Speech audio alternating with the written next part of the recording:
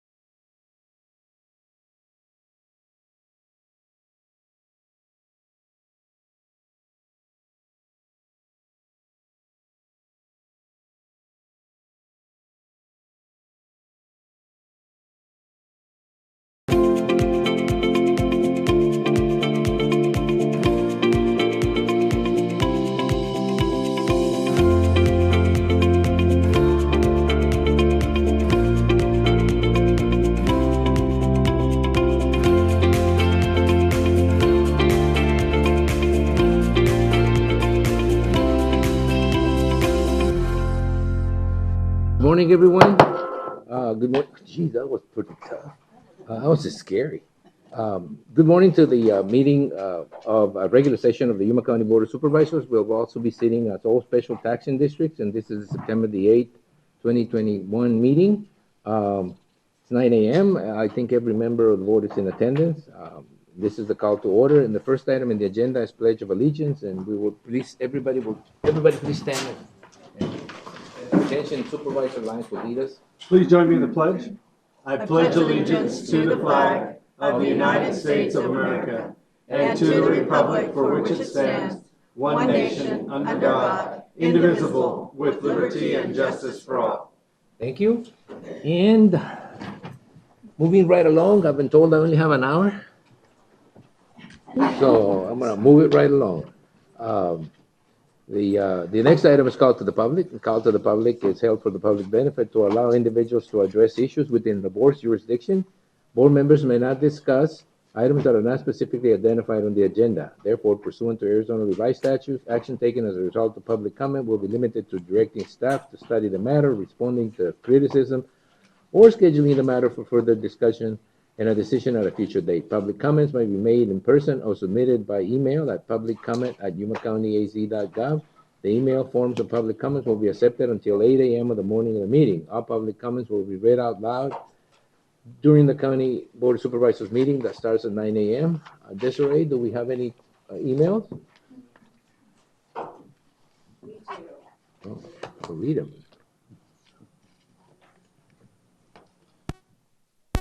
We have one email from Wade Noble regarding the proposed use of Yuma Irrigation District Canal for the Yuma County Bikeways Master Plan. It includes a map, which I'll go ahead and share with you guys. It says the draft Yuma County Bikeways Master Plan shows a planned use of the Yuma Irrigation District Canal right-of-way for a bike path. Please be advised that the Yuma Irrigation District strongly opposes the inclusion of a planned bike path along the canal right-of-way. The district has repeatedly voiced its opposition. The district actively opposes the planning of the bike path. The district requests that the draft master plan be amended to remove the path shown as planned, showed below in the chart, along the YID canal. Such uses are incompatible with district operations. A bike path along the canal would, in addition, present a public safety issue. And that was the only one. Did he send something to see? Not here, I sent it to you. All right. That wasn't unexpected totally. I don't think the irrigation districts like their canals to be used for anything else other than what they feel is their, naturally intended use. So, we're not gonna get into a discussion about this, Bill. There's an item in the agenda later on, so. All right, we've got a couple, or maybe three, but they're all C3, C4. The all comment forms here are sort of for something that's already on the schedule, so we'll wait until we get there. Anybody else that doesn't, that isn't in that hasn't signed a form and still wants to address the board in any item? If not, then we'll move on. I'll leave that open throughout the meeting so that essentially if anybody wants to address any issue that, for some reason or not, or whatever was late or something, we'll still take the issue, at least listen to it. The next item is presentations, proclamations, and appointments. And during this segment of the agenda, board members may discuss the presentations, proclamations, and may announce appointments to the Yuma County Planning and Zoning Commission and the Yuma County Board of Adjustment. There are no appointments today that I know of. Is there any appointments? Are there any appointments? No? So we're going to move on to proclamations, but I guess we'll wait until we go through the Yuma County line by Yuma 77, the Yuma County Government Channel. Newly installed speed cushions improve road safety for Foothills neighborhoods. Are you interested in helping keep roads clean? We'll tell you how you can adopt a highway.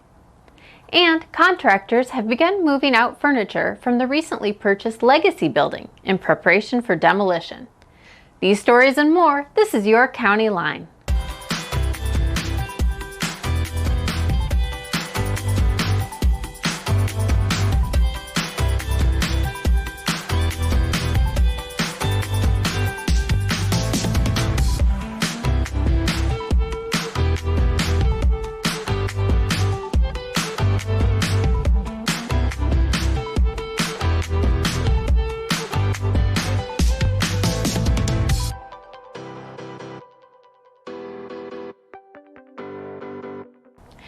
Two neighborhoods in the Foothills area will now be much safer as our Department of Development Services installs speed cushions as a needed traffic calming measure.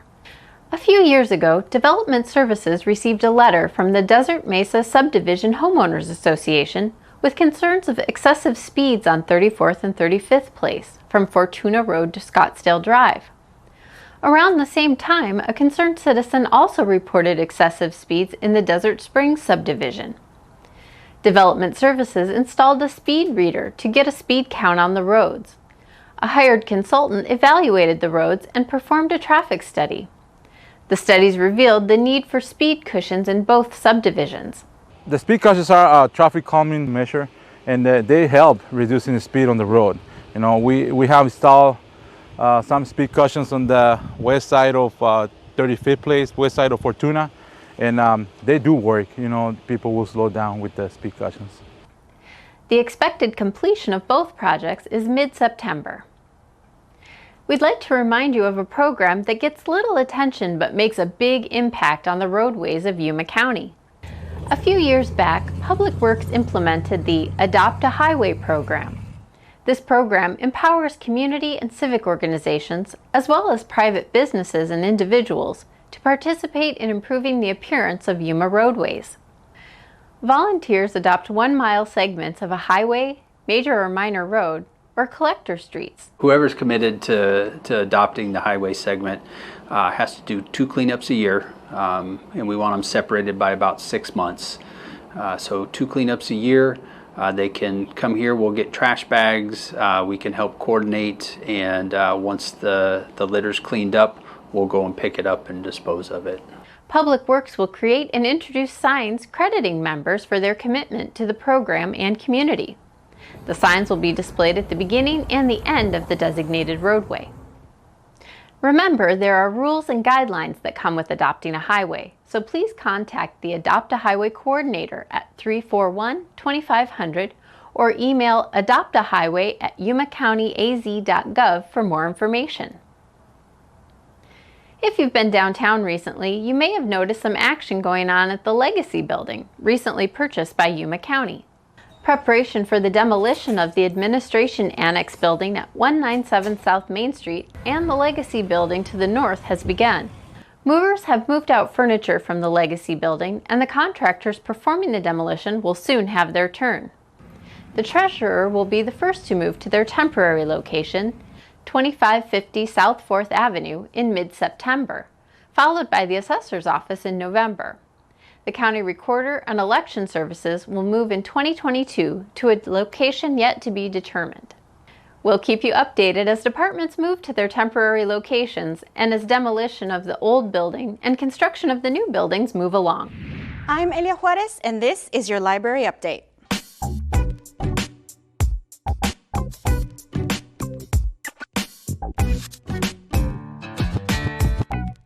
Can you believe it's already September? This month is jam-packed with events at the Yuma County Library District, and I'm going to tell you all about them right now.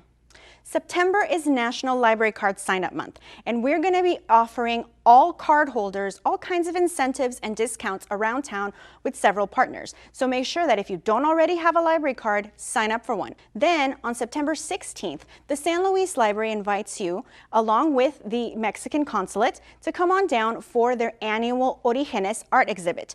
This year's theme is Art in Quarantine, and it will feature art from dozens of local artists. And on the 27th of September, we want to invite you down to the historic Yuma Theater, where at 7 p.m. we will be showcasing the Manhattan Short Film Festival. For more information on Library Card Sign-Up Month and all of our great activities, make sure you log on to our website at yumalibrary.org and follow us across all of our social media platforms. Before we go, are you having trouble making ends meet? Check out the Yuma County Emergency Rental Assistance Program to see if you qualify.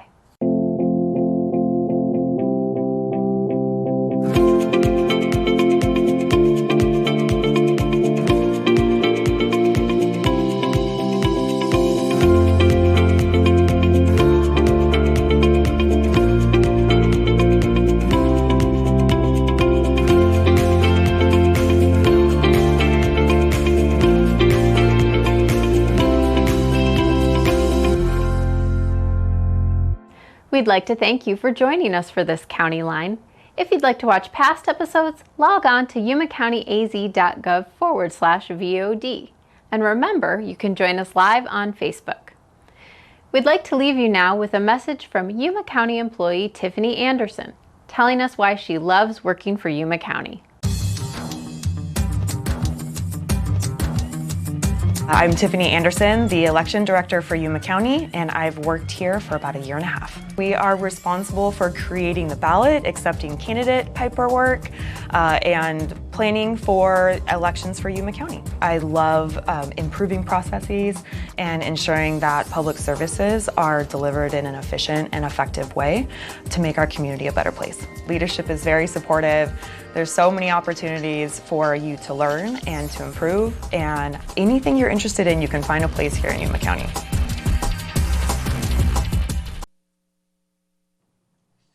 Okay, that should do it. And we're gonna move right into our next item once we have the lights back on. And we do have a sort of a star with us, Sarah Wisdom, who's always in the news. It's right there. There she is. We've got some library issues, I think, to take on a proclamation today, which is the next item in the agenda, and she's here for more than one reason. She's here on the screen and she's here in person. So thank you, Sarah, for everything you do. Next time we'll see you saying why you love working for Yuma County. The next item, it's a proclamation. It proclaims September 2021 as the library card sign-up month in Yuma County, and we'll have Supervisor Pancras read the proclamation. Proclaiming the month of September 2021 as Library Card Sign-Up Month in Yuma County.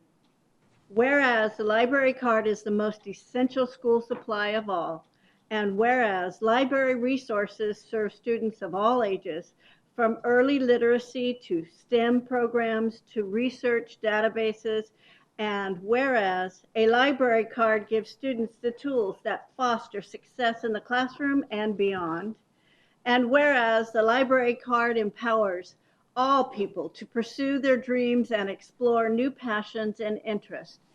And whereas libraries are constantly transforming and expanding services to meet the evolving needs of their community, now, therefore, whoa, there you go. That doesn't have Tony's name.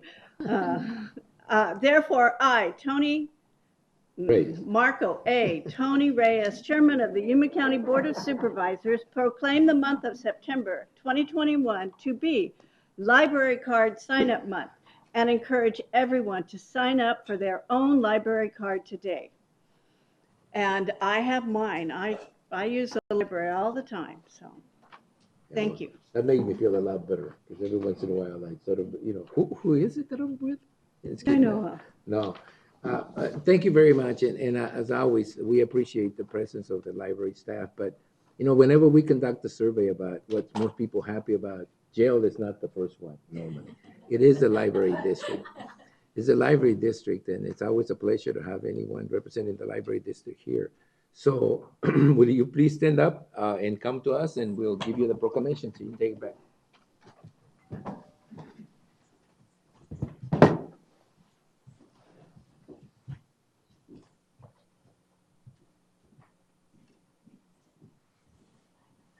Nice to see you. Right, there's a library card. There's a card? Yeah. It's our centennial card. And it even has the bar on the back. We're supposed to admit that. Well, I do have one, but it's not with. It doesn't look like this anymore. It's just an older one. No, yours is an old one, huh? I wish I could remember where it's at. Oh. I know, it's in. They'll give you a new one if you go in.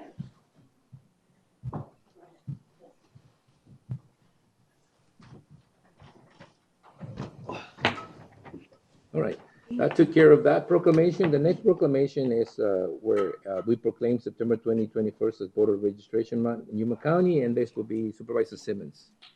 Okay, proclaiming September 2021 as voter registration month in Yuma County. Whereas September 28, 2021 marks the 9th anniversary of National Voter Registration Day, a nonpartisan civic holiday celebrating our democracy, and whereas county voter registration and election officials seek to create broad awareness of voter registration, opportunities to reach voters who may not be registered or need to update their current registration information, and whereas the Yuma County Board of Supervisors, in partnership with the Yuma County Recorder, wish to support voter education and promote the importance of voter registration and citizen engagement within our communities.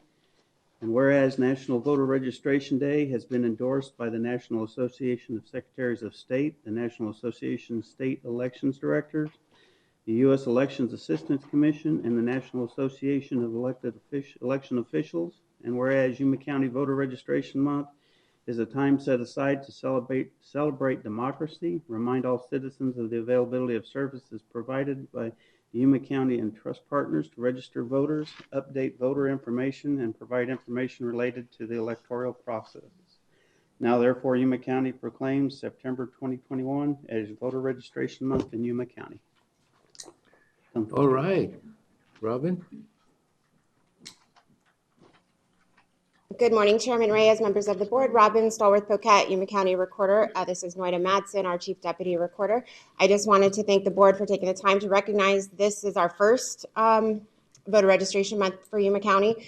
We have not previously done this, but I want to make sure that we take every opportunity to expand our voter outreach, throughout the community, and this seems like an optimal year to do that. We are very blessed in Yuma County to have the support of Yuma County's board and other community members and trusted partners in elections. So I want to thank our valuable staff. They work through thousands of records every day. That truly is the foundation of our election processes in Yuma County. And they are Sarah Howard, Joanne Munoz, Leticia Perez, and Lupita Chavez. So thank you very much.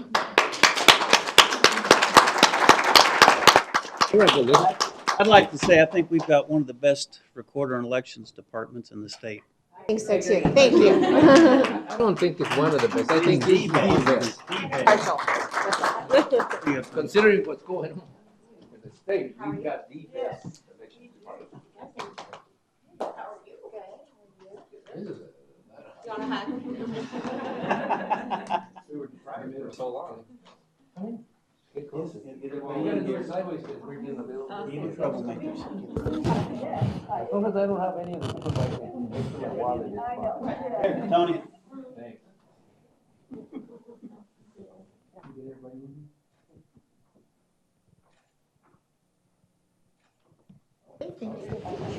You keep that, and the checks in the mail. Yes. Yeah, sure. Congratulations. Yes, thank you.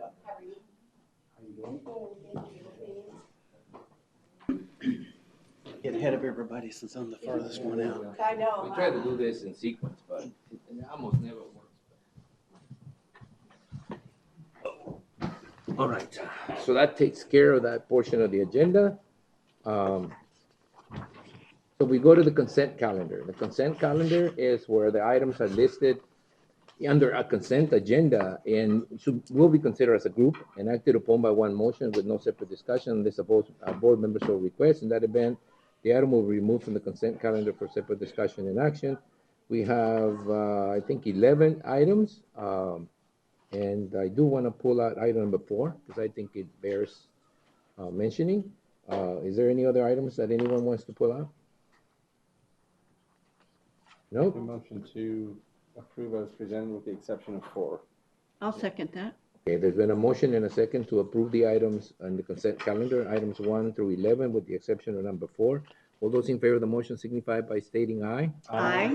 Anybody opposed? Motion carries. On item number 4, this is action to distribute $10,416.36 in community funding from the Quechan Indian Tribe, Fort Yuma, to Campesinos Sin Fronteras and Catholic Community Services Safe House in equal amounts of $5,208.18. And we do want to take the opportunity to acknowledge that the tribes do this every year. At least every one of them that have, I guess they have a compact, with this Compact, yeah. it's part of their compact to distribute funds to the community, and they give us the opportunity to choose who to distribute them to. Normally, they give us a little bit of direction, which is, we like to put them into some, some sort of food providers or things like that. In this case, they've allowed us to pick, and we have picked one from South Yuma County, Campesinos Sin Fronteras, who's doing a lot of work out in Yuma County with farm workers, and it's been active in the community for many years. And Catholic Community Services, which, again, they have a safe house and they're always in need of additional funding. So I think I recognize someone with a mask here. That's Emma Torres. I'm not totally sure. Yeah, I think she is. Is there someone here from Yuma Catholic Services? Yeah. Oh, there you go. See, it's tough. But, we hope that those funds, and again, we don't want to take credit for them. They're sent by the Quechan tribe, but, we hope they help, in your efforts to provide assistance to people who need it at that time. So thank you very much for being here. Do you want to say anything, or should we just? Thank you, Chairman Reyes and County Board of Supervisors. My name is Jody White, and I am the Director for Yuma Safe House Catholic Community Services. I want to just share a little bit with you guys today. Since about March timeframe, we have been 80% full capacity to 100%. We're currently 100%, actually a little more. We're using a room that's designated normally as a library or a room for resources as a bedroom. So we have 11 family units living in the shelter today. Don't really know what brings more people to us, but whenever we have people in need, we serve them. Recently, one of the little storms that came through Yuma caused quite a bit of damage to the shelter. We had to move those 11 families at the time to a hotel. Quite expensive. We're working with insurance now to get the repairs done. But we had quite a bit of flooding in the shelter. We literally were using push brooms and shop vacs to get the water out of our shelter. So we help wherever we can. We have a transitional affordable housing program that we can kind of ease our victims out into the community so that they can regain control of their lives and their families' lives. We're really successful with that program right now. We have 8 families living in that program that we continue to provide services to up to 1 year and longer if they choose to receive services from us. We again want to thank you so much for thinking about us. And this money will come in handy with all of those families with back to school supplies needed and uniforms needed. We often will use those funds for those types of things. And then lastly, I wanted to mention that we do have an upcoming fundraiser. It will be October 16th at the Pivot Point. It's called Toast to Hope. It's a fundraiser for all of Catholic Community Services programs, the Meals on Wheels program, or our Adult Day Healthcare program, and the Safe House, and our counseling department as well. So we can send more information to you if you're interested. We have some sponsorship packages left, and we do have seats, individual seats available. It's a great fundraiser. We only do one big fundraiser a year for all of our programs, and we hope to see you there. And again, thank you. You're welcome. And again, all of us feel that even if we don't want to call it investment, but the contribution is really going to where it's really needed. So thank you for doing all the work you guys do. Thank you. Thank you.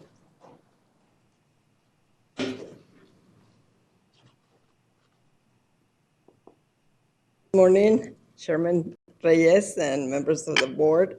Thank you so much for the opportunity to be here. And you know, I was very surprised to receive the email of, you know, you will have been selected to receive this funding from Kachan and selected through the Board of Supervisors.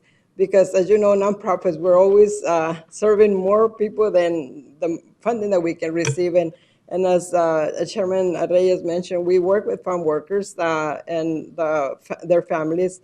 And COVID has really been a really terrible, health pandemic for everyone, but in particular for this population, since less than 30% of them have health insurance. And because of their work schedules and so forth, it's very hard for them to seek some of the preventive care that a lot of us are able to enjoy. So what Campesinos has been doing, and particularly has been going out to the community to provide information to the farm workers and their families in reference to where the vaccines are, and to also answer any questions that they might have in reference to COVID. Unfortunately, there is a lot of missed information and a lot of fear. So we try to educate our population as much as we can. And as Chairman Reyes mentioned, we work with the whole community, with the whole families, and particularly this funding. I was thinking, where should I put it that is more needed? And we have a coalition, anti-drug coalition, that has been dealing with a lot of the substance abuse among youth, and particularly fentanyl.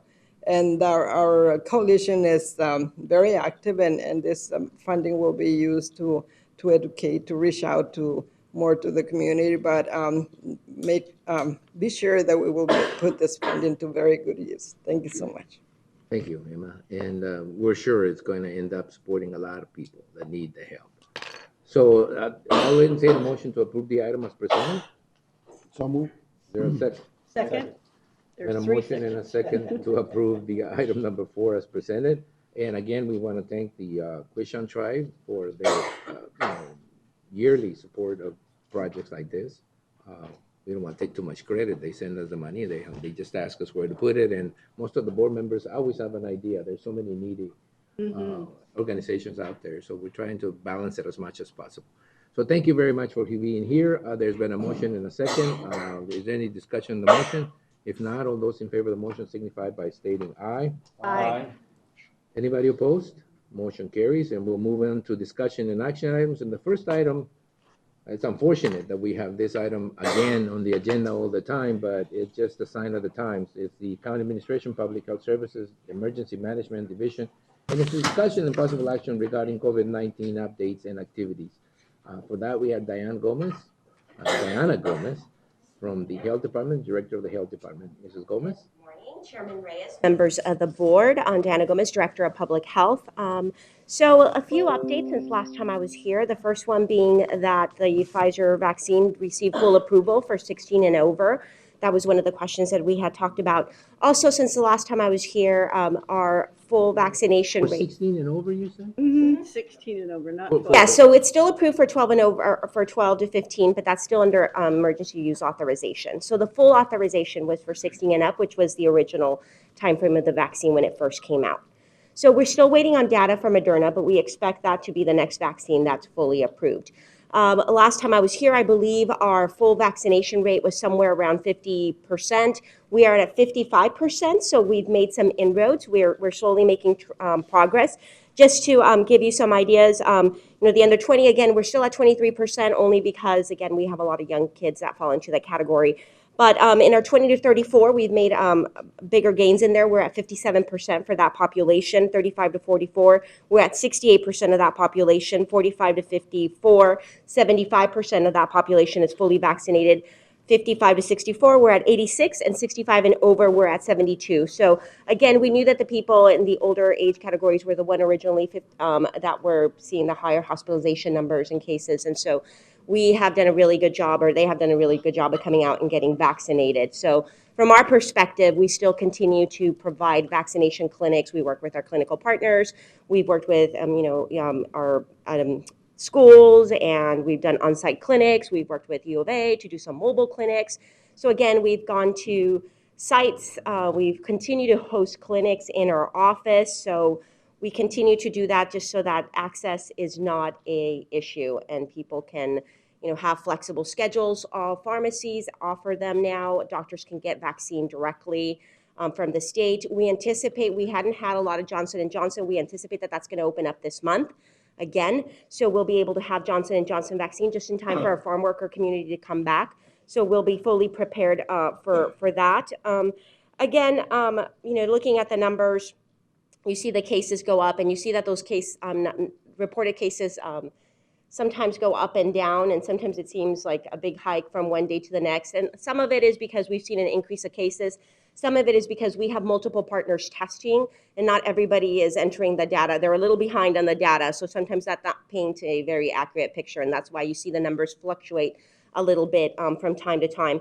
So again, we continue to see, our cases. We want to remind people that it's important to get your vaccine. If you have some hesitation, go ahead and have a conversation with your healthcare provider. We started offering, we want to call them third dose to differentiate from booster shots. And the reason we're doing third dose is third doses are for people that were severely immunocompromised. So we have people, for example, that have had transplants, or, for example, have a condition like HIV that have, immunosuppressed issues. So for those people, we're calling it a third dose. And that's just because this third dose helps boost their immunity, because we know that even with being fully vaccinated, their antibodies might wane over time. And so this third booster, which is what we're calling it, is something that was approved by the FDA. Now, or third dose, sorry. And then there's the question of the booster, and that's for everybody else who's fully vaccinated. And we recommend that at least 4 weeks after, and at least, so the average recommendation is 8 months after you have your full vaccination series. And again, we're still waiting on more guidance for that. So officially not offering those boosters yet, just offering the third dose. However, if your doctor recommends that you get that third dose, you certainly can come in. We will ask you if your doctor recommended that, and if your doctor did, that's all you need. We'll provide you with that third dose in the series. And again, that's just to boost immunity. We're getting ready to prepare for flu shots, and that'll happen later in September. We'll be in full swing in October, just so people are aware, and we'll put out additional information about that.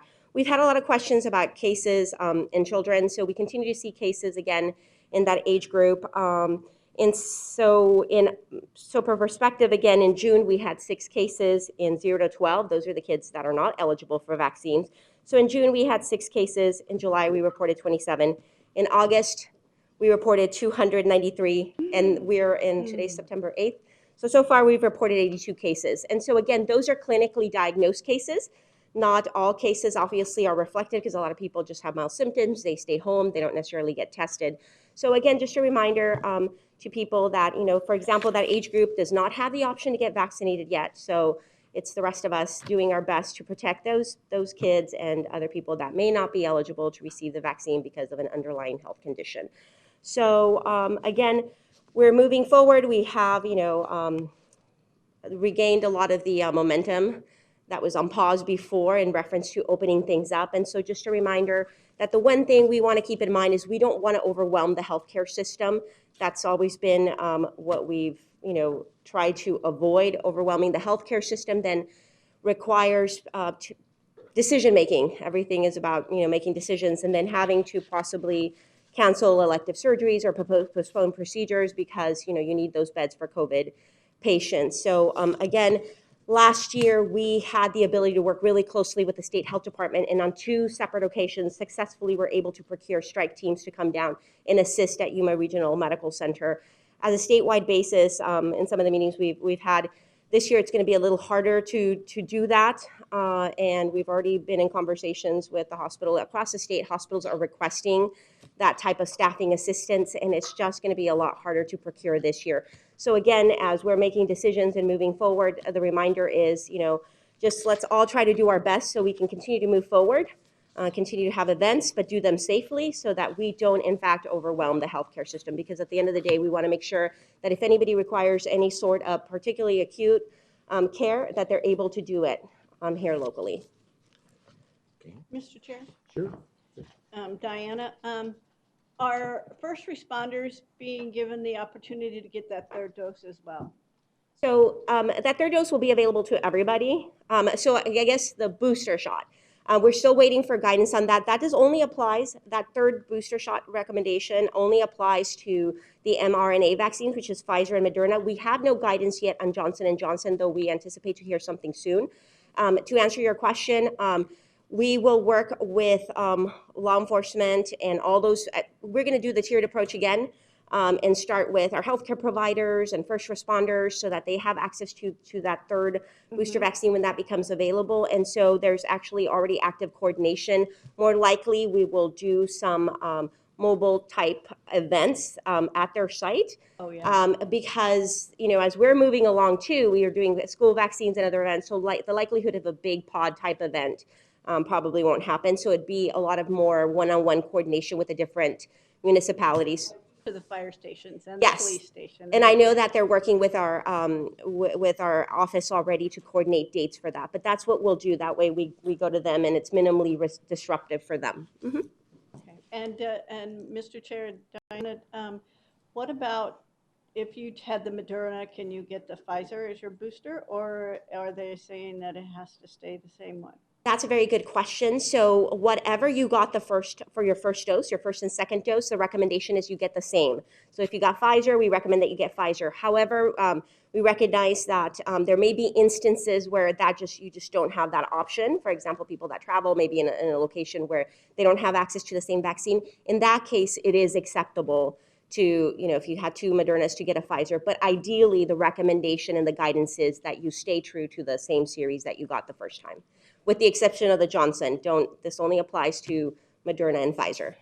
Mr. Chair and Diana, one more. The J&J, do you have any timeline when that 2nd dose would be coming out for them? They submitted data, and we haven't gotten an updates. We actually have a meeting later this afternoon where we're hoping to get additional updates on that.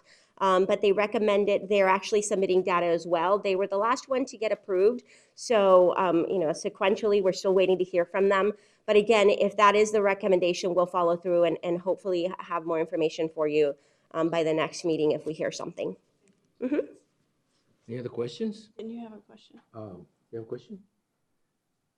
We're not at a stage. I mean, even though we have a certain number of cases, when I look at a general map of the state of Arizona, when I look at a general map of the country, and I see the red areas, so that's how they sort of designate areas. I still see Yuma County in yellow.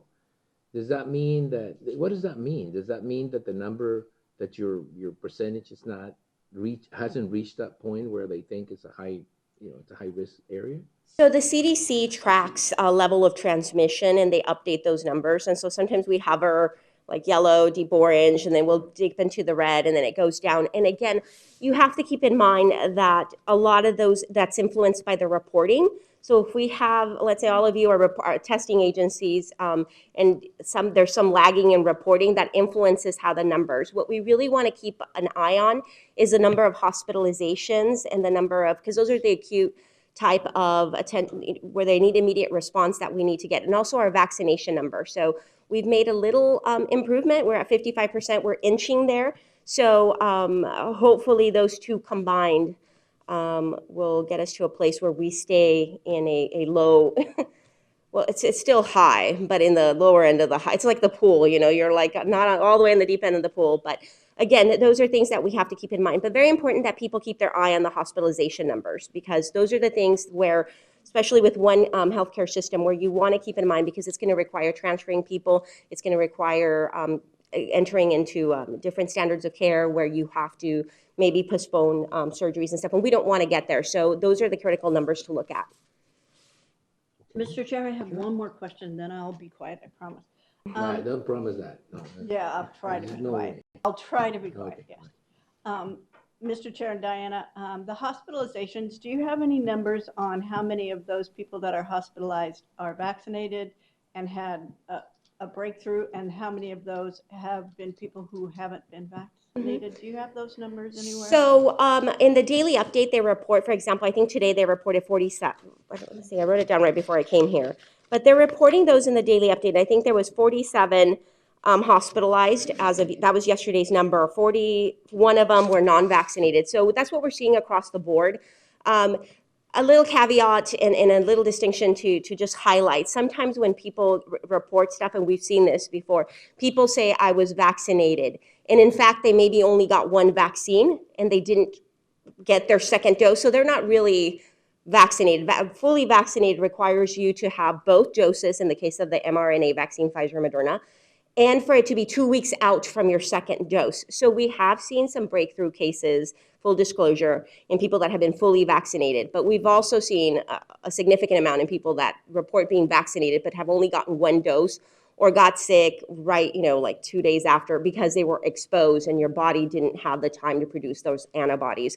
But across, definitely in Arizona and across the country, what we're seeing is the majority of people that are hospitalized are vaccinated. Another thing to note is unvaccinated, yes. Oh, that's the part that's going to make the unvaccinated, yes. The majority of people are unvaccinated. And also, when you look at vaccinated people that are hospitalized, their hospital stay tends to be significantly shorter. So yeah, those are, vaccinated people, if you are hospitalized, tend to have a shorter stay versus unvaccinated. Thank you. Right. So the idea with this whole discussion is just to encourage people to get vaccinated. We don't want to get into mass mandates. We don't want to get into any type of mandate, including vaccination mandates. We just want to tell people, look, just get vaccinated. The only solution we have to this is just to get vaccinated. Now, whomever has reservations and whatever reservations they have, it's something that we don't want to get into. It's just that the numbers point out that really vaccines do have a part to play in this whole situation. And people need to make their own choices, but we're asking them to think about the community in general. Anything else? Nope. No. Anything else? No. Thank you very much. This was a very short and concise presentation. Thank you very much. And we want to say basically what we said about our recorder's office. We also have one of the best health departments in the state of Arizona as far as we're concerned, as far as I'm concerned. And I think the rest of the board shares that. It is always a pleasure when we get to do mostly nothing about most of these things and somebody else takes care of them. And it's nice to have someone as capable as you and your staff, because I see you brought your staff here. All about the staff. All the staff, just take care of the problems. Those problems are really, really difficult to handle. And I know Tony's back there sometime. So thank you very much. And we'll let Tony, you have anything to bring forth? And the only thing I forgot to ask during the whole process is, at some particular point in time, we're going to have to, Tony, just give me a second, but at some particular point in time, we're gonna have to do some coordination with the Mexican side. Because this vaccine issue or this pandemic issue, it's not a Yuma County thing. It's a worldwide thing. And, we're living as close as we do to the Mexican side. It's important for us to realize that we could kind of bring the situation under some kind of control. But, once that, we have thousands of people coming back and forth every day. And I think we need to remain focused on the fact that this needs to be addressed as a regional problem. Mr. Chairman, I spoke with the consul yesterday and our consul, and he said that they were ramping up their efforts and would be administering many shots on the 20th, 21st, and 22nd in San Luis. Good, because it needs to be a coordinated effort. It just can't be, they can't solve it over there and not solve it over here. There's so much trouble between this country back and forth, even with that restriction on visas, visa holders, that there's still so many of us coming across and going across that, we live in a constant situation where we may be able to get ahead here, but if they're behind, we're gonna, it's a situation that needs to be addressed. At some particular point in time, we need to realize that this kind of situations do not know physical borders. Tony, sorry. I was going to add that we're doing that. We usually don't cover in our meetings, but one of the last things we did last month was work with the University of Arizona, and that's where our academic partners come in, mobile unit, and have been doing those types of binational vaccinations and coordination with our partners south of the border and our partners here. So there's work being done. Tony, sorry to interrupt you. No problem. I have a short information. The Chairman of Board of Supervisors, Tony Badilla, Emergency Management. I just wanted to continue to tell you that the testing opportunities are still out there for those who may have been exposed and haven't been vaccinated or feel the ill effects and have been vaccinated to get tested. Embry Health has added another site. They've removed 2 of their sites. A couple months ago, they brought one back, and it's going to be at the YMCA over at 1917 West 32nd Street. They can go to the website and see all the different opportunities to get tested. So we continue to maintain that and update it as time changes and the demand changes. So I've been by there several times, and I have seen several vehicles there getting in the process. So that opportunity is there, especially for those in the South County that may not know where to go. They've been going out to the foothills, I think, to the one location out there because it is a free opportunity. So this one is at the YMCA right there off of 32nd Street. Between Avenue A and Avenue B, excuse me. So that's all I have to say. Any questions? Yes. I just, go ahead. It's not about that, but the Community Wildfire Protection Plan. Yes, ma'am. Thank you for all your help with that. I've read the article and have looked at it, and thank you. You helped get that put together. So thank you very much. You'll be seeing that. You'll be seeing that in the future. You'll be seeing that in the future. Thank you. Several of the board members that have Yes, us that he was opportunity to be also involved. very, very active. When you read the newspapers lately, you see all the disasters that are happening throughout the country, in both sides of the country. I mean, both the east and the west, and then we see floods in the middle of the country, and we see storms in the eastern portion, and we see fires in the western portion. And I think it's high time we all realize just what a nice place we live in. I mean, it's not that disasters can't happen here.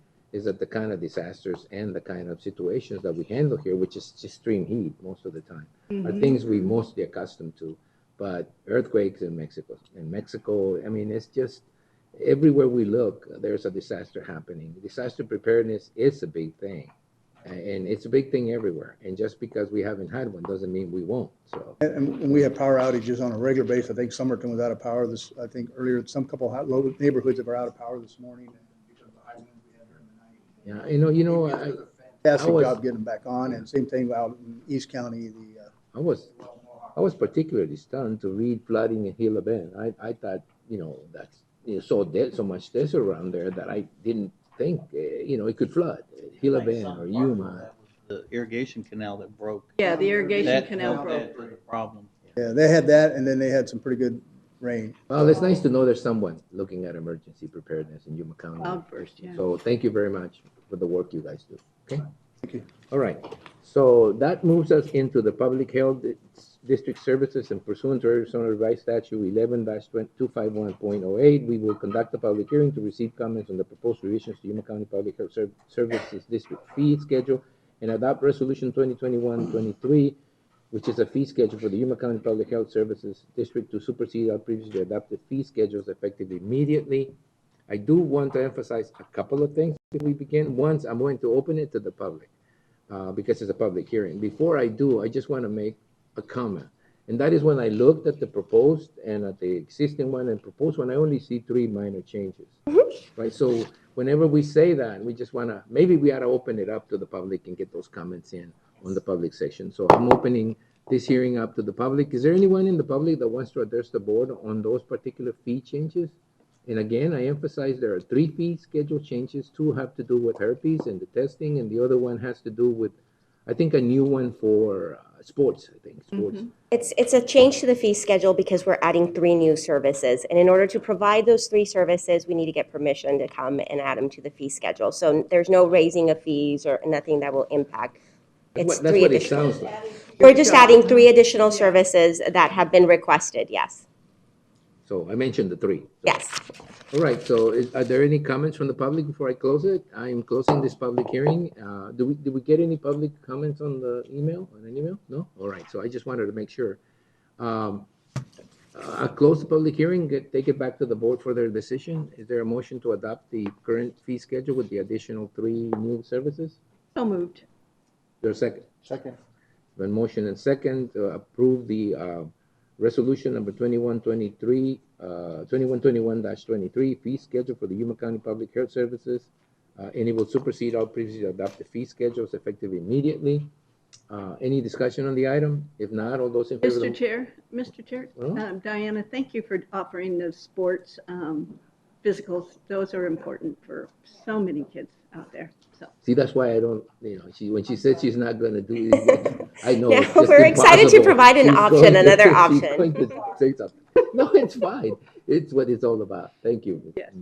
Thank you. And thank you all. Anyway, any more discussion? Sorry. If not, all those in favor of the motion signify by stating aye. Aye.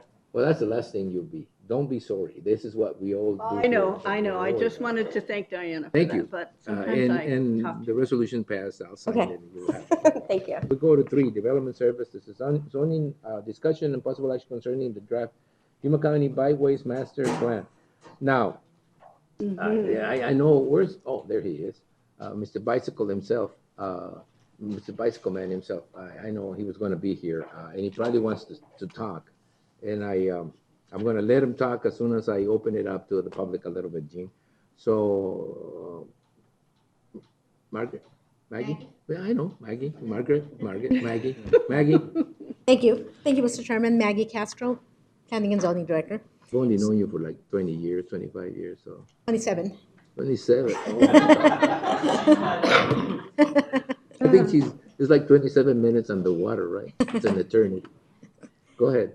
Okay, so this item is simply a discussion item to present the draft Yuma County Bikeways Master Plan.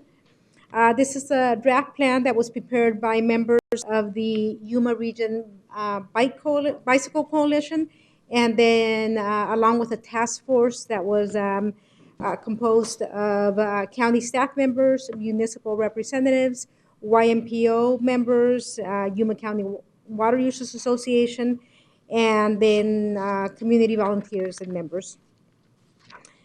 So, like I said, simply a discussion item. The proposed bicycle master plan map is being displayed on your screen.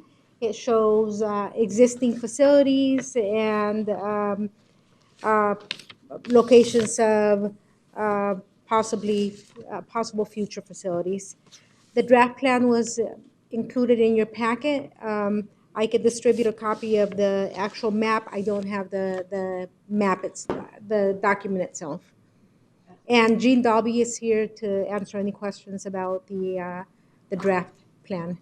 Well, I want to make a couple of points. One is that I see letters of support from both San Luis and Somerton, and I think if it was something that didn't give careful consideration once we got going with the bike, with the bike planning on the roads and so forth. I would say that, it would be more an item that required more discussion. I do understand we did get a letter from Mr. Noble regarding the irrigation districts, and that is an understandable position. As I've said before, they have always taken the position that those roads adjacent to their canals is for their service. It's not supposed to be used for anything else.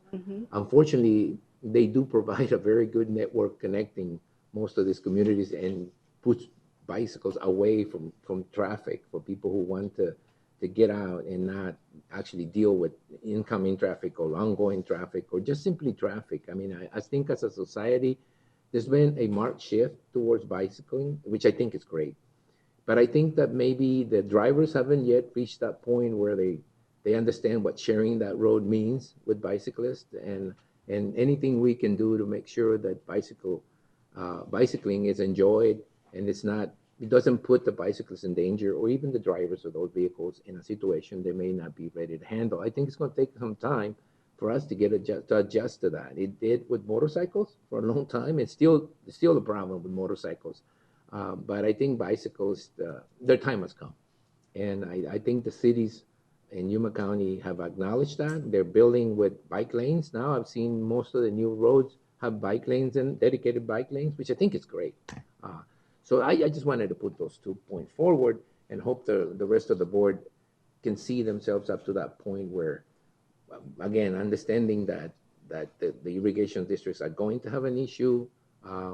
It wouldn't be the first time that their roadways are used to get from one place to another.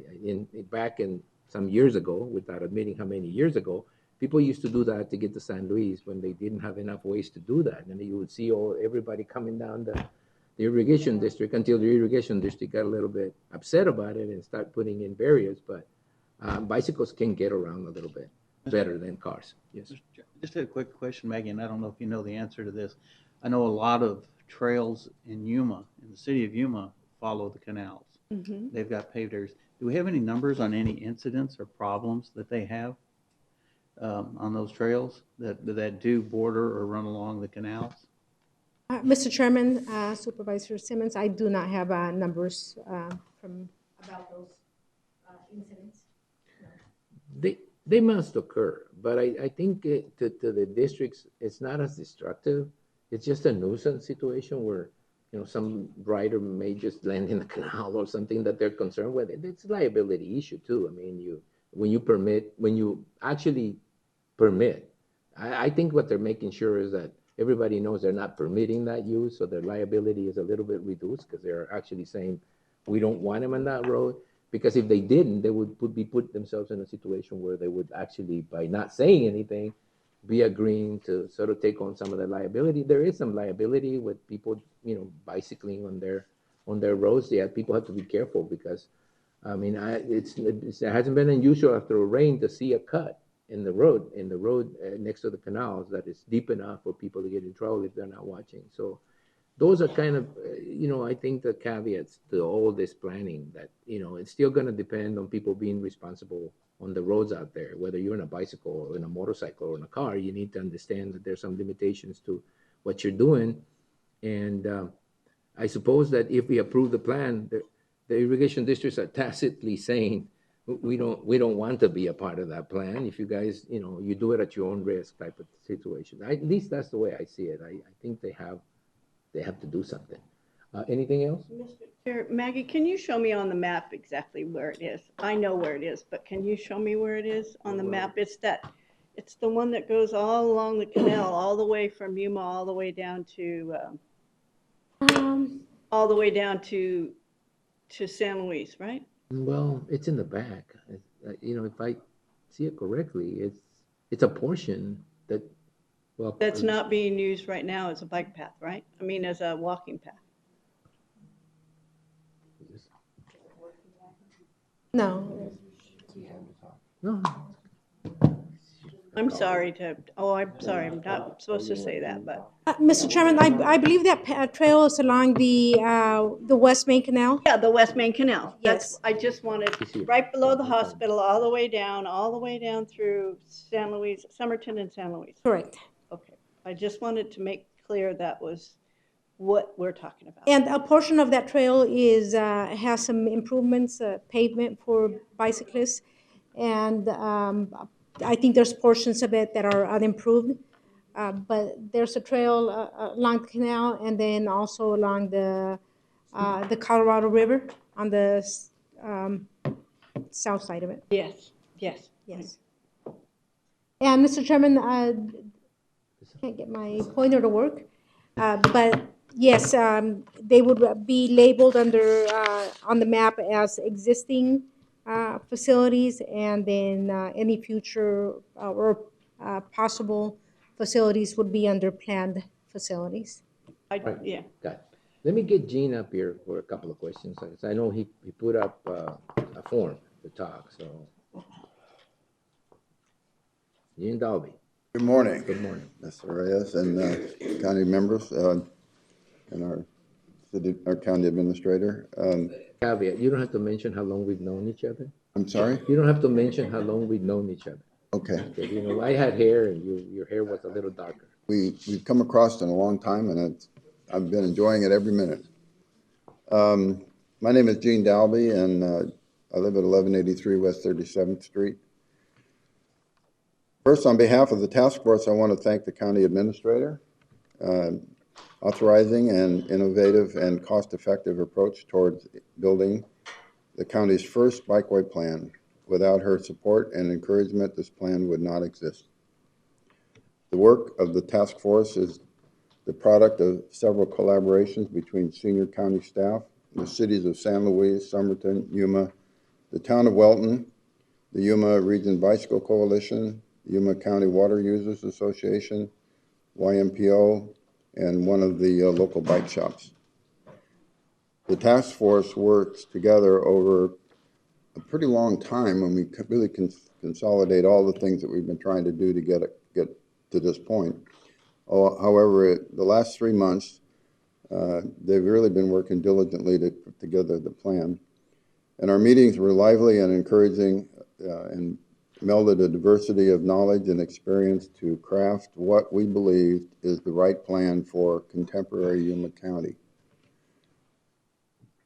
As is appropriate for the initial plan, the proposed 2021 bike plan is heavy on proposed process and light on quantifiable deliverables. Unlike the bikeway plan of our municipalities, the proposed county plan does not initiate the process of constructing specific bike facilities, nor does it call for a definitive number of bike lanes, bike trails, bike routes, etc. to be completed. Rather, it allows the staff in partnership with the community to dream, to explore, and to investigate a variety of potentially viable projects that could contribute to the health and well-being of our residents and likewise enhance the economic health of the county. The efforts to implement this plan do not require new funding. They require staff time and/or fall within the existing department operations. While the plan plants many seeds, and any major project will ultimately grow from the plan, would require approval from the County Board of Supervisors. The plan is informed by a variety of vigorous studies that document the health and economic benefit that derive from making a community bicycle friendly. A sample of these studies are included in the addenda of the plan, as they are the foundation upon which the plan is built. Now is the time. Now is the time to make a decision. Now is the time to be able to move forward. Let's do it. You had a couple of questions, Supervisor? Just as far as, Mr. Chairman, thank you. The relationship with the water districts and their concerns, and just like to hear a little bit more from you, Gene. I had an opportunity to tour the Salt River project, and they have 60-odd miles of bike paths associated with their canal district. They love it. They think that it's a benefit in the form of safety, which is one of the things that they use on the other side of the negative. But from a positive perspective, as in the case of the drowning of the children not very long ago, had bicyclists been on that path, perhaps that would have saved a life. just a more useful issue of a public property, just kind of makes sense. And the canals are really such ideal things. They're, in my opinion, as optimistic and passionate as I am about this, I can see Yuma being a place where people from San Diego will come over to ride on our canals because they're safe, first of all. And as far as putting them together, we can all work together. You know, some people have objections. That's kind of life. And we work with that. And we find out sometimes that the objections have some validity, but we work through it to make it a better overall project than what it might have been just somebody throwing it out there and say, let's do it. So I think that canals are an excellent place to build bike paths. I also think that the railroad is another option. If we can build a complete path from Gateway Park to San Luis along that essentially abandoned railroad, we'd have a real, very nice, picturesque, historic opportunity for bike riding. And it would take a lot of people off of 95 that do it now as that form of transportation. So I got a lot of opportunity, a lot of visions for what can happen here. And you look at the business world too from that, I mean, the explosion of bicycles in the country. Many of our visitors are coming here now with bicycles. And we are not the only place in the whole state of Arizona that attracts bicycles. But we need to be competitive. You know, we need to have our stuff together. We need to have places to ride that are safe. And as our older people sometimes don't ride so well as we did when we were younger, then we need to make a place available for them so it's safe. Gene, I appreciate that, and I appreciate your passion and the expansion of the network here in Yuma. I guess my primary concern is the recent outbreaks that we've had here with E. coli, how that's affected the farmers, and the additional exposure that they would have if we implement this complete plan against their objections, or with their objections, and what that did to not only Yuma's economy, but the amount of people that were left unemployed because it just had to be completely plowed under. So those are my concerns based upon the concerns of the water districts as they represent the growers and the shippers in this region, because that's just under $4 billion that they contribute to our local economy. Yeah. So I would not be able to support anything that they recommend against, specifically when it comes to food safety, which is a national security issue as well. And how do we resolve that? I guess that's my question. Well, the E. coli in the fields isn't there because of bicycles. But the additional exposure, as a member of Caballeros de Yuma, I've participated in the marathons and been out there, and I've seen people stop and defecate on the ground. That's right. And that is something that I would not be able to support in any way. Oftentimes these bicyclists, especially in rural areas, I mean, I've seen them do that as well. And talked to a couple of friends who haven't had any other options. And I know. Well, I'm a chow hound. I like to eat. Yeah, sure. And I you know, I appreciate the vegetables that are grown. That's exactly why we're putting on a bike ride in November called Tour de Fields.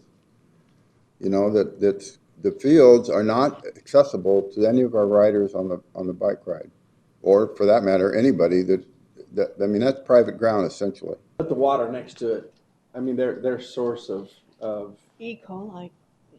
Yeah. You know, comes from the. Come on, please, Lynn. Say. Mr. Chair. Yeah, sure. E. coli comes from, is found in the water in the agricultural fields, and the reason it gets into those fields is because of people using the canal bank and not picking up after their dogs, and it runs into the canal. People running and taking, not Flying deep. Yeah, having to use the edge of the canal for other purposes, and that's how it gets into the canal, and that is a big issue. So, and the parts of the canal that are now, paved, are not the parts that are in the agricultural vicinity, the vicinity of agricultural areas. So, but That is a huge issue, Gene, and I'd have to be with Jonathan on this because ag is our #1 industry, and whatever we do, we need to. Well, I would have, I have never had a problem that you're suggesting as a bicyclist to have ridden around the fields frequently, both here and up in Phoenix and all. And if I have to go to the bathroom, I find a place to go and it's not on the ground.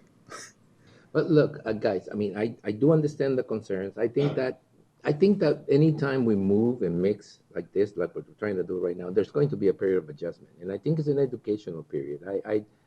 I see this move towards bicycle hasn't been an immediate one. It's been a slowly steady one. We talked about the roads. We talked about, how we can mix this traffic. And now we're talking about how can we mix this traffic in agricultural areas. And I think we're getting down to just that particular issue. And it's going to be, I know a human body just doesn't follow the educational issue and education-wise, but I think that issue needs to be aired out. I mean, as bad as it sounds when we discuss it, it needs to be aired out because I think that part of what we're trying to do here is coexist. And part of coexisting is adapting. And I do understand the concerns. I think most of the E. coli problems that we had in the past were animal waste. They were animals, and we're trying to keep animals out of the field. We're talking about human beings, which are more difficult than animals, and I guess in certain respects. And I think that the agricultural sector has been able to adapt pretty well to it. As a matter of fact, I think the cases of E. coli are very bad. They're very far in between. And if we get into the details of how this happens, we're going to find out that in the majority of the cases, it is animal waste that gets into the lettuce or whatever it gets into. But given the concerns that have been expressed and the mix that needs to happen, it probably requires a little bit more of cooperation. And I don't know whether that cooperation can be achieved before we go into a whole plan. I mean, we have a whole plan that doesn't just include those agricultural areas. We're talking about just sections of the plan that go into agricultural areas. And maybe that's what needs to be a little bit more worked on, a little more. Maybe we need those parties, the different parties, the agriculture, the irrigation districts to come on board. We certainly don't want to be fighting a perception or fighting, which may be or may not be what happens or what's happening, but I do understand the concern, and it's kind of a little difficult because of who we're talking about. But irrigation districts have always been opposed to anyone being on their right of ways. That's not just bicycles; it's cars, it's people, it's dogs, people walking their dogs. It's all kind of things, and I don't know. I mean, I feel like anytime there's progress made on one side, there's always something that's gonna have to be given up by somebody else. It's kind of a process that you get to a certain point where you kind of negotiated everything you can negotiate, and then you stop and you say, okay, well, is this worth it? Now, we're at that stage now. Is this worth it? Is it worth, doing something that may or may not, in all fairness, it could happen. In all reality, it probably happens very, very, very seldom. But when we put people out there, more people out there, it's probably going to happen more. So we need to do that. If we have a plan, a bikeway master plan, then we need to make sure that we address that issue in the plan itself. In other words, say, this is a very tentative situation. Please, don't abuse it because you may end up with a prohibition that's based on facts as opposed to based on maybe it happens, maybe it doesn't. So how do we get through this? Do we go through a bike master plan that doesn't include the irrigation districts, or do we include the irrigation districts and see how it works out? Well, they're part of that, Mr. Chairman. They're part of that group. They're part of your group, aren't they? I'm sorry, I missed They're that. part of the task force. The Yuma irrigation? District is part of the Yuma task County Water Users Association. So they're in the valley and they take care of that water and they're for it. They're behind it. Our plan. I think that you're talking agriculture. Yeah. Okay. Yeah, I think it's being used already. I mean, didn't we just say that in the city of Yuma they use that extensively? Right. So- So the Yuma Mesa Irrigation District, which is out where I live, they have signs that say, no horses, no bicycles, no vehicles, no trespassing, that kind of, that's the Mesa Irrigation District is the one that has the concern about it. Yuma Water Users Association has been working cooperatively on these That's canals okay. with the city of Yuma and with the county master Okay. plan task So force. let me ask a question, Gene. How much of this master plan involves the area, that area? Well, Because I mean, we may be. Yeah, we may be, Sure. we may be having a problem that we're not having a problem. And it may require a little more cooperation. How much of this plan involves the areas that the Yuma County Irrigation District, or either the Mesa Irrigation District? Wouldn't that represent the majority of the valley? Well, Mr. Chairman, the plan identifies the plan identifies existing roadways. The blue lines are the roads. The green lines on the road are proposed facilities.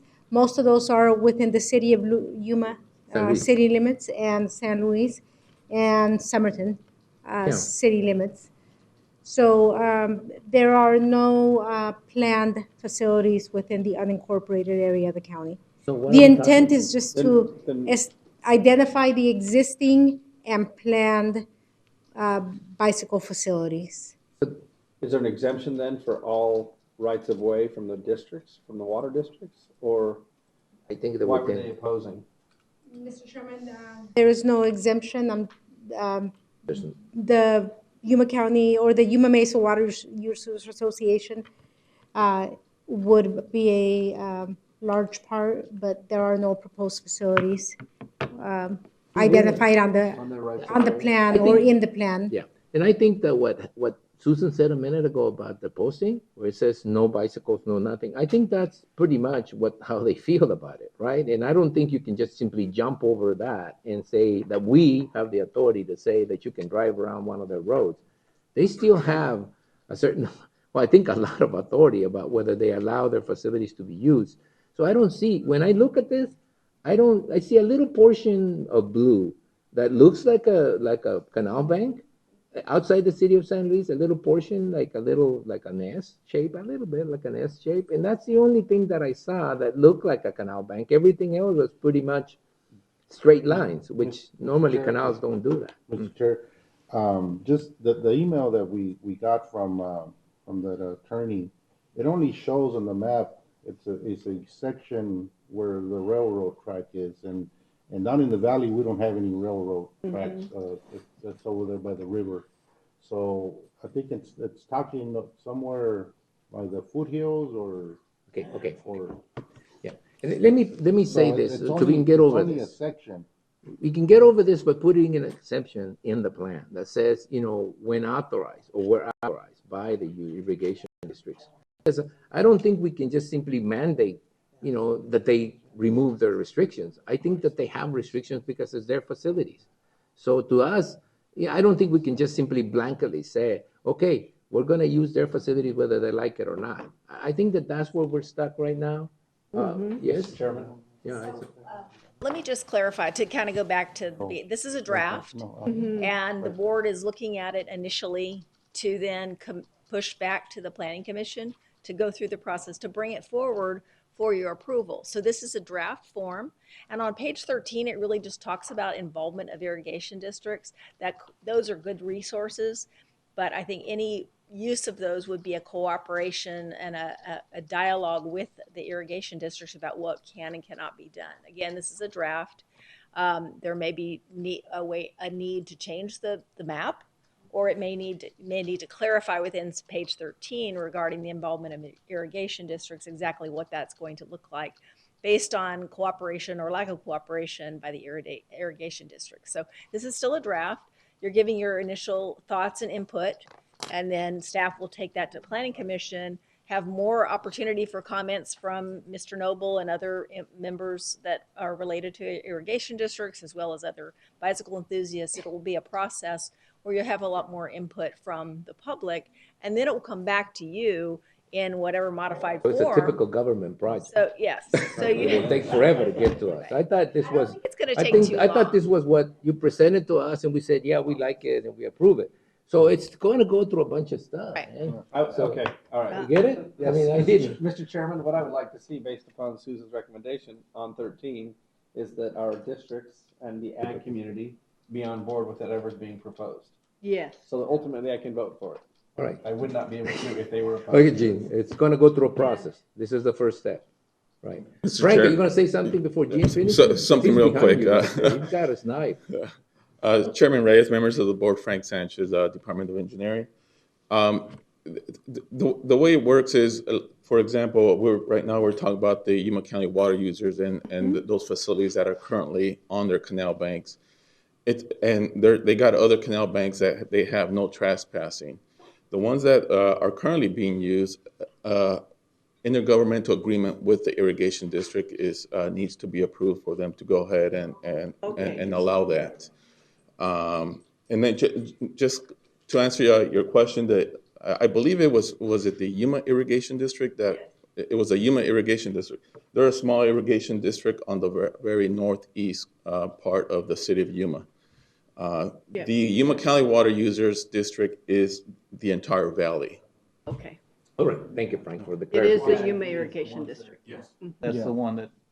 No, Wayne and Noble we sent. can't, I don't think we can impose it. That's what I'm trying to get to. I don't think we can just simply impose, we're going to use your canal banks for whatever, for bikes. I don't think we can. I mean, We have so to have it's a going to require for them to agree to allow those bikers to use it. So, and then I've been told already, it's been made clear to me that it's going to go through the governmental review process. So it will take some time, Gene, and this is the beginning, but there will be an end. I know. Sometimes. The handout that I gave you previously about the benefits of bicycling, it's all over the country. I mean, it's everywhere you go. There's some issues of your discussion that concern me, and that's the jurisdiction of the irrigation districts. The Bureau of Reclamation has a part in this, and they are the government agency. Sometimes the irrigation districts want to do what they want to do, and I don't have any particular objection to that as long as it isn't going too far the other way and making it impossible for the public land to be used by the public. So, I mean, like I said, I would not be putting on a bike ride promoting the produce in the field if it weren't for something that made some sense to me. Okay, yeah, I'm kind of oriented towards what I see is going to be in the best interest, mostly of what Yuma County stands for. And I think that the more we get the public educated about the whole process of growing and getting the food to the stores, ultimately to the table, through the cooling process, through the transportation process. I mean, it's not the bicyclist that's causing the E. coli on the canals. It could happen in the trucks, for all we know. And so I'm thinking that why give up one of the nation's greatest opportunities for recreation in an area where we so depend on, well, maybe not. Maybe we should just tell all of our, don't say that. Yeah, we get it. I get it. And I think. I mean, after all, the benefit of the plan is for grants. It makes it much easier for the grant writers to go for a grant when we have a plan in place, although it may not be so terribly specific, but more in generalities. For businesses that look at us as a place to establish business, they want to know what benefits is going to be available to their employees. They want to know if they're going to have an active lifestyle. They want to know if they can ride to work on a bicycle and so on, all those kind of benefits. The health benefits that you get from the activity. I'm 80 years old. I think those points you made before, Gene, and I think that that's not the issue. I think we all understand that. I think that this is one of those situations where you're ahead, and any comments you make right now are going to become antagonistic to the point that we want to get a resolution for. We do understand all the points you made. I do understand them. As a matter of fact, I thought we were just getting to that point, but it's going to take some time. And whatever comments are made right now that puts us in a conflicting situation, it's not going to help the process. I think that, again, whether it's BLM or Reclamation or whomever responsible for that, we need to at least bring him into the table and say, look, we'd like to use those facilities. Would you mind? Would you consider this? And I think we need to go that route, because if we get into pushing and shoving, we're not gonna move very much forward, especially in this county. So Gene, I know what you wanna say. You said it before. I think we all understand it. It's just, we gotta get over that hump, and it's gonna take some time, and the staff understands what they need to do, and you understand what needs I to do. be done. So let's leave it at that and say we have, Right. we have advanced the ball. It's like a soccer game, man. We have Well, advanced the ball. It's not yet to like the John Curtis told me one time, that I sometimes need little strokes of good work. He said, "You've moved the needle." Yes, you moved the needle. Just, Thank just, you, Gene. just one comment, Gene. I think you're on the right track, educating the public, bicyclists, whoever, that tour the fields. That's perfect. That's a perfect start, and I think it's just educating everybody. I mean, We're trying to we, work with we work together. We can work together. We've had for so many years. I mean, I got a canal right behind my house, and we can do it. Yeah, I think we can do it. I agree, and I think there's a way of working it out. And I sincerely appreciate your comments because it's an area that we haven't addressed very hard. You know, we look at it as a roadway, not as the growing of the crops in the fields. Although we like to accentuate those because we like to. Sort of move on, because I've been told I only had an hour to get this meeting done. I'm already half an hour past. Thank you, Gene. Thank you, Gene. All right, Thank you, so Gene. this is not one of those action things? Oh, somebody else is here to talk about this? Donnie? Who? Donnie, would you like to speak? I can a little bit, yeah. Oh, well, you have to come forward. You can't do it from over there. You gotta give us your name, your social security number, and No, checking no, account no, number. just your No, address. just your name. I'm Donnie Bennett. I've got Mr. B's Bicycles here in Yuma and Foothills. And one comment I would like to make is the fact that we deal with a lot of the snowbirds, especially in the foothills. That's why we've opened up another foothill store. And I'm finding the chatter throughout a lot of them that a lot of them are going elsewhere. They're going to Palm Springs, they're going to Tucson, places like that, where there are bike paths for them because of this new healthy exercise they've discovered now that they're retired. They've been coming to Yuma for years, and there's no bike paths for them other than what we have here in town. And they're looking elsewhere. So that's something to consider, is the fact that a lot of our snowbirds, a lot of our income is going to be going elsewhere if we don't do something about it. The other comment I'd like to make is it sure would be nice if we could complete our bike path where we have a complete circle going around Yuma. It's service of people in the valley right now, but once we get it completed where we got a complete loop, we'll get people up on the mesa. Right. Other than that, please consider it. Thank you. Thank you. Thanks, Donnie. Anybody else? If not, this one doesn't require action from what I hear. So please, staff, take those points into consideration and move the ball forward. Get it to us, get it to the Planning and Zoning Commission, and let's have the discussion to the point we can have a decision. Okay? Anything else? It would be helpful if you would vote on the motion that you just I made. thought we could. The direction, yeah, it's discussion and action item. Oh, so we're gonna vote in the direction we're giving you. You got the direction? Because we may need to clarify the motion. The motion would be, Mr. Chairman, the motion is to return the item to the Planning and Zoning Commission to start the so they had it adoption. already? The Planning and Zoning Commission did get the chance at a setting similar to this to review the document, the draft document, and then they forwarded the document to So the it was board. ready for us to make a decision? No, Mr. Chairman, we give the Planning Commission and the board an opportunity to review the document in draft form prior to taking it back to the commission to initiate the adoption of it. So it's going through the governmental system. It's got to go through all this loops around, okay? I got it, it's okay. I'm not complaining about it, I'm just saying. Mr. Chair, the things that we've brought up that are concerns, like making sure that it's in conjunction with the agricultural industry and making sure that, all those things are taken And that's why care I of. said, you listen to us and give you directions. To put it in a motion is going to be a little bit sort of like convoluted a little bit, but I mean, I guess the motion is to continue and take into account the comments that we made regarding inclusion and regarding speed. I'll make a motion to return the item to the Planning and Zoning Commission initiate possible adoption of the proposed plan and to include the items or concerns Concern, from the of board. concern. Is there a second? Second. There's motion and second to do just that. And I think you, if you want to know what that is, we'll have Desiree read it to you sometime later. All right, Give us so a there's call. been a motion, a second. Is there any more discussion? Jean, thank you very much. Donnie, thank you very much. And all those in favor of the motion signify by stating aye. Aye. Anybody opposed? Motion carries. We'll move on. Thank you, Maggie. Thank you, Meg. The next one's a simple one, right?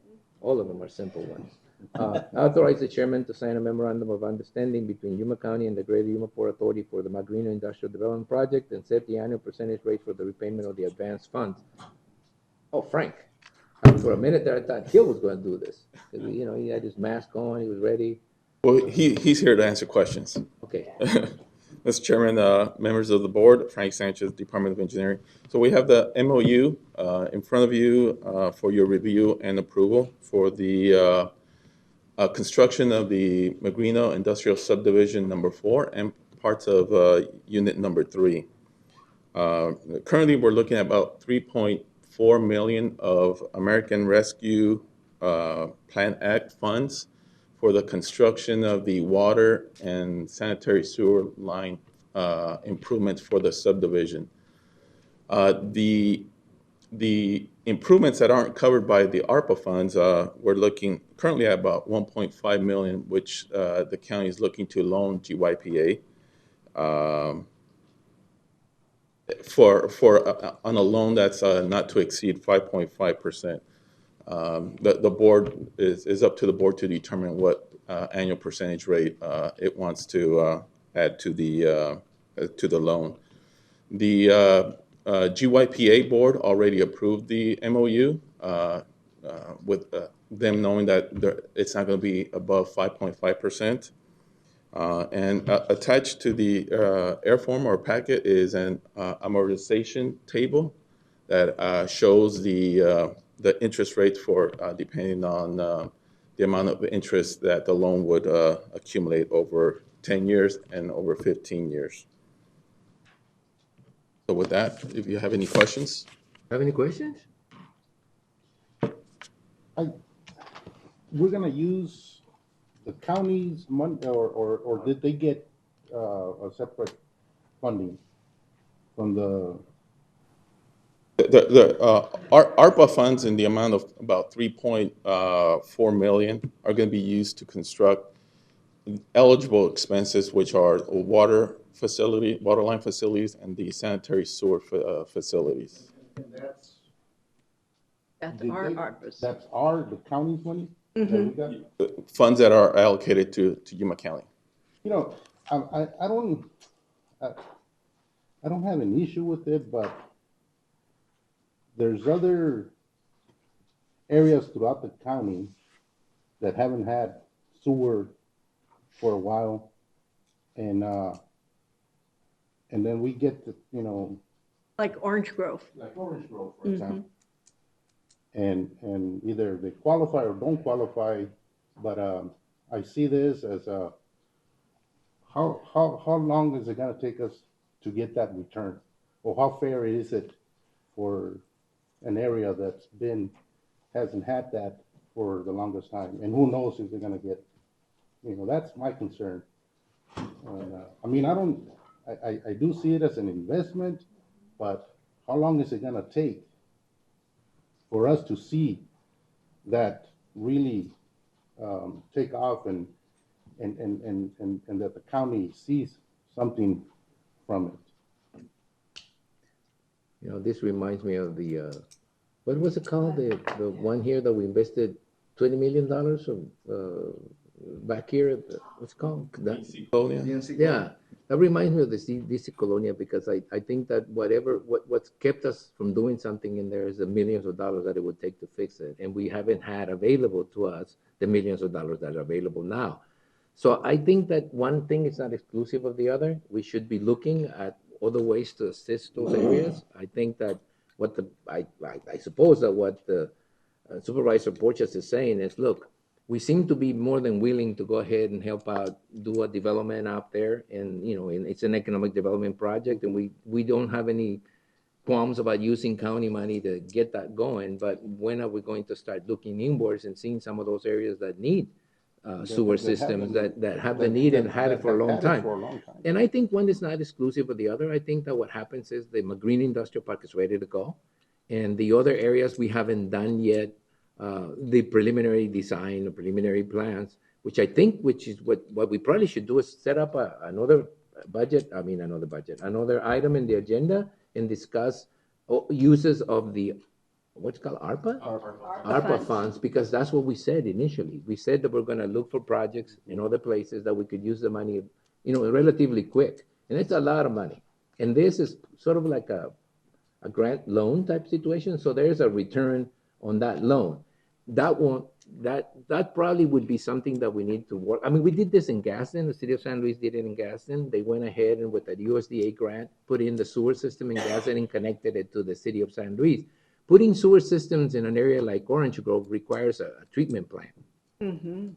That is now a situation that can be done because it can be added to the system in Somerton, because where are you going to get your sewer going to? You just can't build a sewer system in the middle of nowhere not connected to a treatment plant. So either that is in other words, that project should be in our radar. It should be started to be developed. I am not going to really talk a lot about the McGreen Industrial Park because it's really a lot of us are involved in it. And obviously, we see that as a win-win situation. The situation with the Orange Grove or the Wild Lane area or some of the other areas that are, or even Gaston, are issues that we need to put on the table because the availability of funds is there now to maybe do some of these projects. I know that I've asked for certain streets because I think we can use EPA particulate PM10, issues. We can do a lot of things. And what I hear Supervisor Porches is asking is, what can we look at some of those areas, including some in East County, where some of this money can be used to improve the lives of residents out in Yuma County, not just necessarily the industrial development areas, but also the areas where people live and need assistance. So I take that as a comment that, I'm saying is I'm not against it. I'm just saying where can we look at some of these areas? Mr. Chairman, Supervisor Porches, some of the ARPA funds, it's actually being used for the water TACNA. The TACNA water. Mm-hmm. So this isn't all the ARPA funds that are being used just for Magrino. It's being distributed also. My understanding is the TACNA water company out there and broadband. There's looking into broadband. This is just a small section. Yeah, he went the Orange Grove area. No, it's in my district. I think. No, but yeah, and it is, but I'm just saying it's something that we jump on board right away, and right, just the way I see it, that's all private businesses that are going to go there. Yes, that's right. So, look at. I mean, I know it's going to bring in some money revenue to the county, but here's over 300 homes that haven't been, We got to look out for constituents. Exactly, and that's my deal. I mean, I don't mind helping whoever we help if it's going to benefit, but just something for us to look at, because when I have asked and I brought it up, yes, and all of a sudden I get, no, we can't. That's only depends on if it's colonial. Like if it's a colonial. So now, I mean, something right next to the border, and it's like, we're jumping right away and helping, and which I don't mind, but let's look at all those things that we have talked about. I just wanna bring something out. Not to let this statement go to waste, but this is not something new. We've been talking about this for a year, this Magrino thing, and the only reason it's moved up in priority is because there are funds available, and we'll be able to do this and get some return on the money. It's like turning money into some more money. Mm-hmm. Now, that doesn't take away from the fact that there are other issues in the county that we need to address. And I think we went through that. I wasn't here that day that we picked items to do with the ARPA money. Well, let me just clear something. Maybe I'm just, take the interest off of the Magrino to use. Are we lending the whole amount or just the 1.5? Well, it's. Mr. Chairman. Go ahead, Bill. Anything, you probably have to hear from Jill. Mr. Chairman, members of the board, Gil Villegas, Chief Financial Officer. The Magriño project, it was identified, there were a couple of projects that were identified to qualify for the ARPA money. Not the whole entire project will qualify for the ARPA money. The $3.3 million that Frank is talking about, those are eligible to be ARPA money. We're going to need more money to complete the entire project, which is going to be around $1.5 million. On those 3.5 million or 3.3 million, is the county getting that money back? No. Those, no, we're not getting the money back. It's the allocation that we got from the federal government in regard to the ARPA money.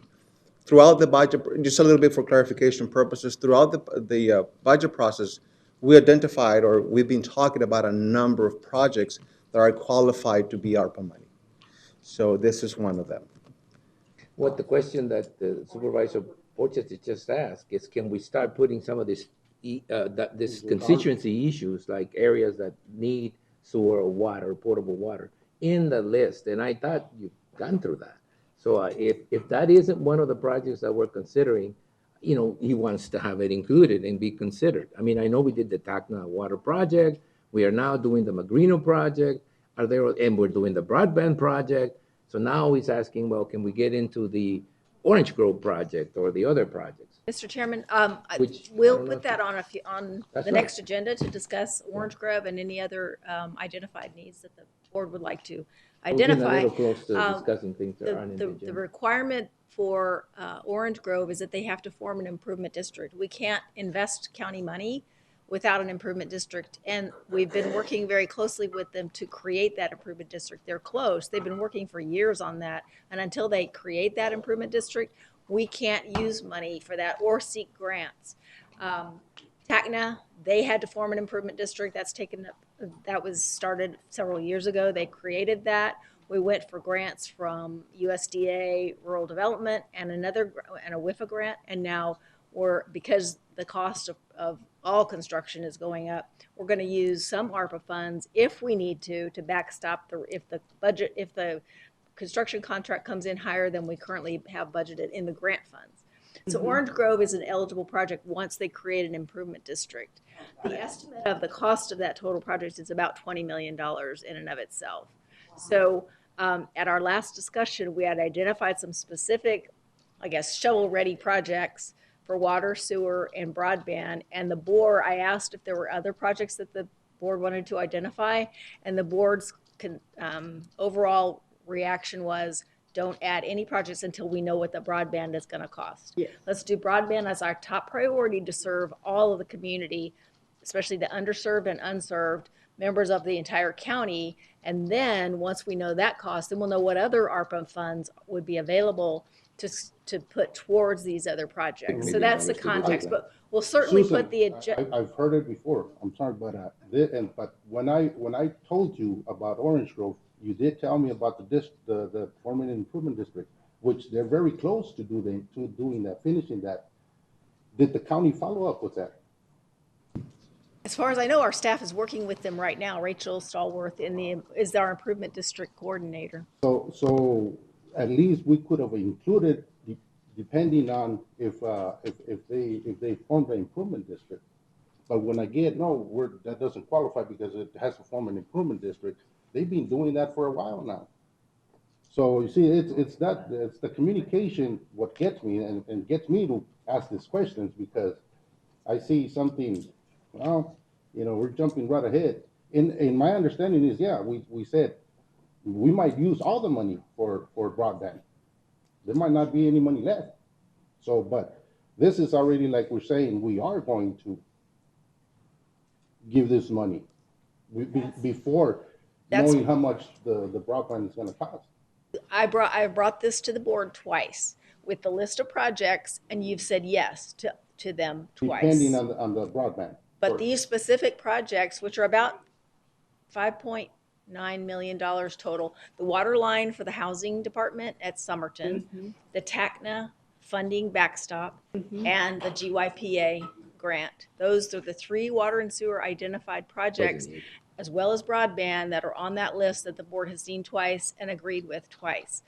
Knowing there are other projects that are eligible and that we think are viable, but we need to know, the board said, let's wait till we know what the cost of broadband is so we can start adding, if we can add other projects to that list. So we haven't decided what's yes and no. It's an ongoing process because we don't have the final numbers yet on the broadband. So what we have in front of us is we're gonna say yes or no, and so, but we're still gonna wait till after broadband.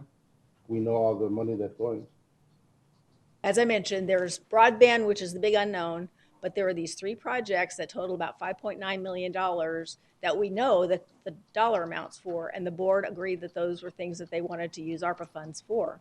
That's my direction from the board itself. So that's what we were doing. We'll put Orange Grove on the next board meeting for discussion. We'll tell about what our estimated costs are. We'll tell you about the status of the improvement district, and then see if there's funding. I remember talking, I think I even have an email that I sent you about Orange Grove. And I'll find it, but I do have an email about, that was my first thing when we got all this money, and it said water and sewer. That was my first item that I had talked about. I mean, I remember Mr. Simmons here mentioning the TAGNA project. Yeah, TACNA was already underway with our grants. So it's the same. It was in the same conversation that we had, but I stepped down or back because you said it needs an improvement district first. Absolutely, well, but yeah, I just my deal is, are we on it? Are we working? And maybe we should have included it if this information would have been communicated better, to include it depending on the improvement district. That's my deal, because I want to pace this thing a little bit, because Orange Grove has been an issue since 22 years ago for me. So I know what we're talking about. We're talking about creating an improvement district as a vehicle to deliver something, but that something isn't yet known. I mean, that amount isn't yet known. There's no plans that I know of that you can go back and say, okay, well, it'll take 10 million or 5 million or 2 million or 20 million. What I guess I get now is, look, there needs to be some urgency in this process because there's an opportunity to do something, which again reminded me a little bit of that project that we did, the Colonia project that we did, which was a ready-to-do project when the money became available.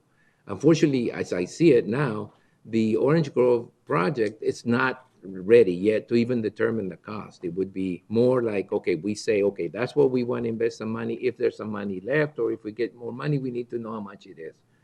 I wasn't present. I remember that meeting because I wasn't in here. When the decisions were made about the priorities, I wasn't here. But I saw it. I saw the meeting. I actually looked at it and saw it. And I understand the frustration. I do. I mean, that area has been an area that needs this assistance since a long time ago, and it's always been the same thing. They need to do an improvement district, and it's tough to convince people to do an improvement district when you don't have anything behind it that says they're not going to pay for it all. And that's really one of the crux of that issue. The other one, and I know that Supervisor Pancras has been trying to get a word in edgewise. That's okay. I'm trying to let people, just get to whatever point they want to get to, and I understand totally the frustration. So I'm just sort of letting it go like that. But at some particular point in time, we need to make a decision on the item that's in the agenda. Now, Supervisor Pancras. Mr. Chair, to let people know that an improvement district has to have somebody who's willing, like Gail, who was with the Colonias, who got all the signatures. You have to get 51% of the signatures in the area. You have to have somebody who's willing to go out there, or a group of somebody who's willing to go out there and get all those signatures. Rachel will get you all set up, and she'll have meetings with you, but the individuals who live in that community the reason I know is because I had a group that met with Rachel and we talked about it, and they all agreed, no, we're not willing to go out and knock on everybody's door. And that's what has to happen before an improvement district can get together, because Look, guys, I'm there's gonna all put these this, sheets I'm that gonna have to put be this in the filled. agenda for the next, we're gonna Sorry, put it in the okay. agenda, because what happens now is we've focused now on the Orange Grove for the last 10, 15 minutes. The discussion hasn't even taken place, and I know it's related, but how related it is if all we're talking about is getting an improvement district done and getting the Orange Grove into our list. So I'm gonna make a commitment so that we move this process forward to put the Orange Grove issue in front of the board for specific directions on where to go and what to do, okay? All right? Okay.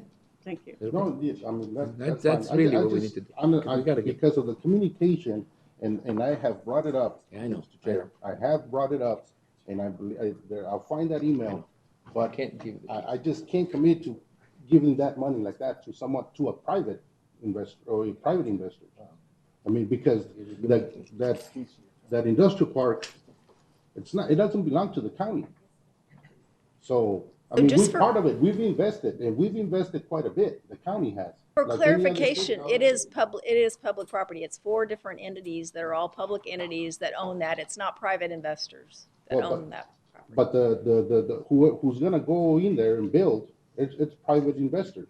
Right, we want to sell the property so that we can develop, so that private sector can develop distribution facilities that then in turn into assessed values, which improve the economic development of San Luis and the entire county. That's the purpose of the Greater Yuma Port Authority that the county's a Totally member of. understand that, and believe me, I mean, every entity in the county was involved at one point.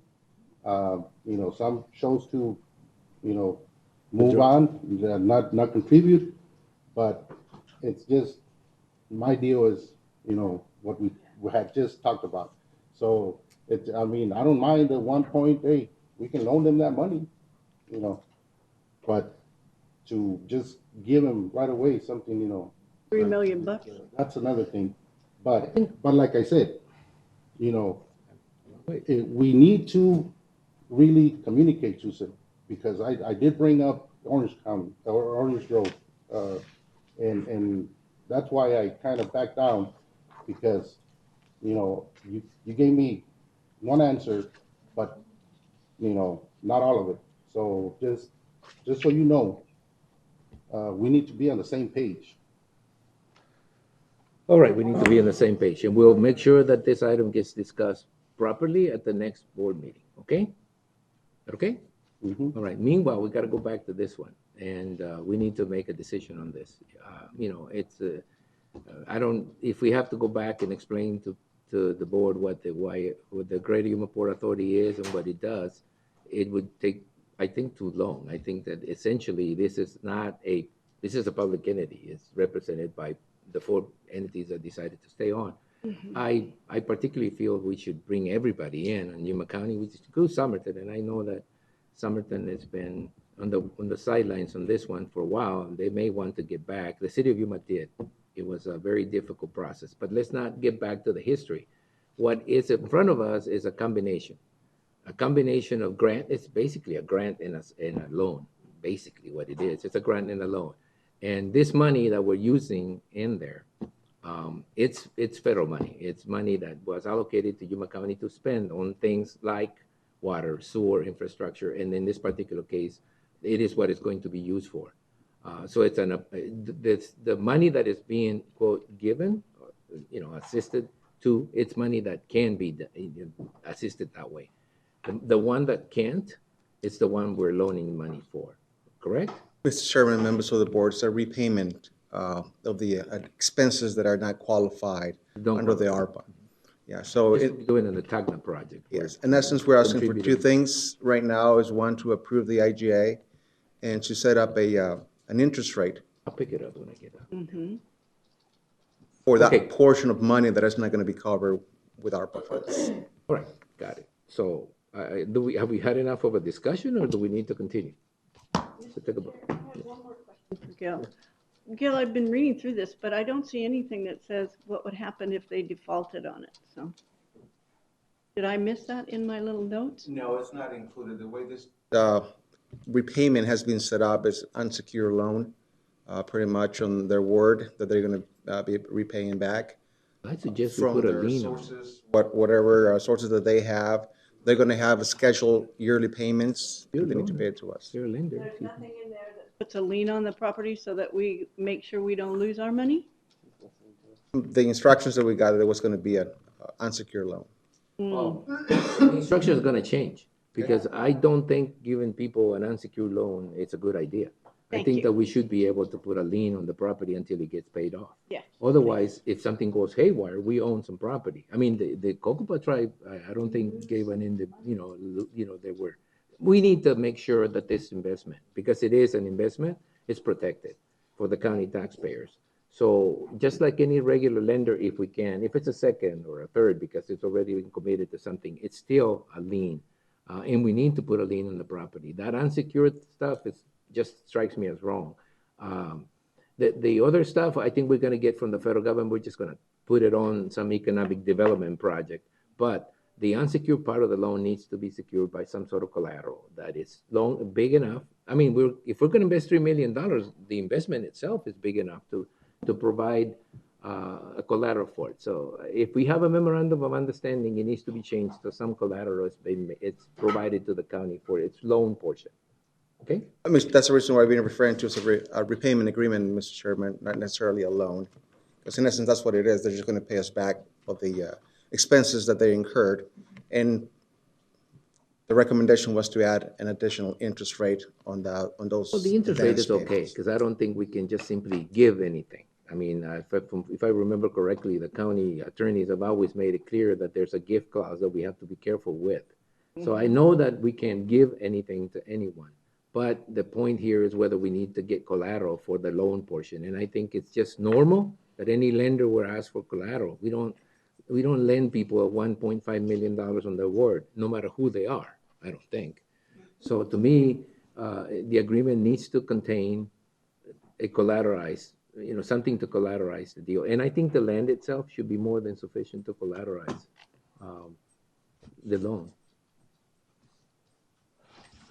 Susan, is there some sort of? So I've just conferred briefly with the Deputy County Attorney, and he has indicated that we can add a lien process to the MOU, and I guess bring it back to you at the next meeting.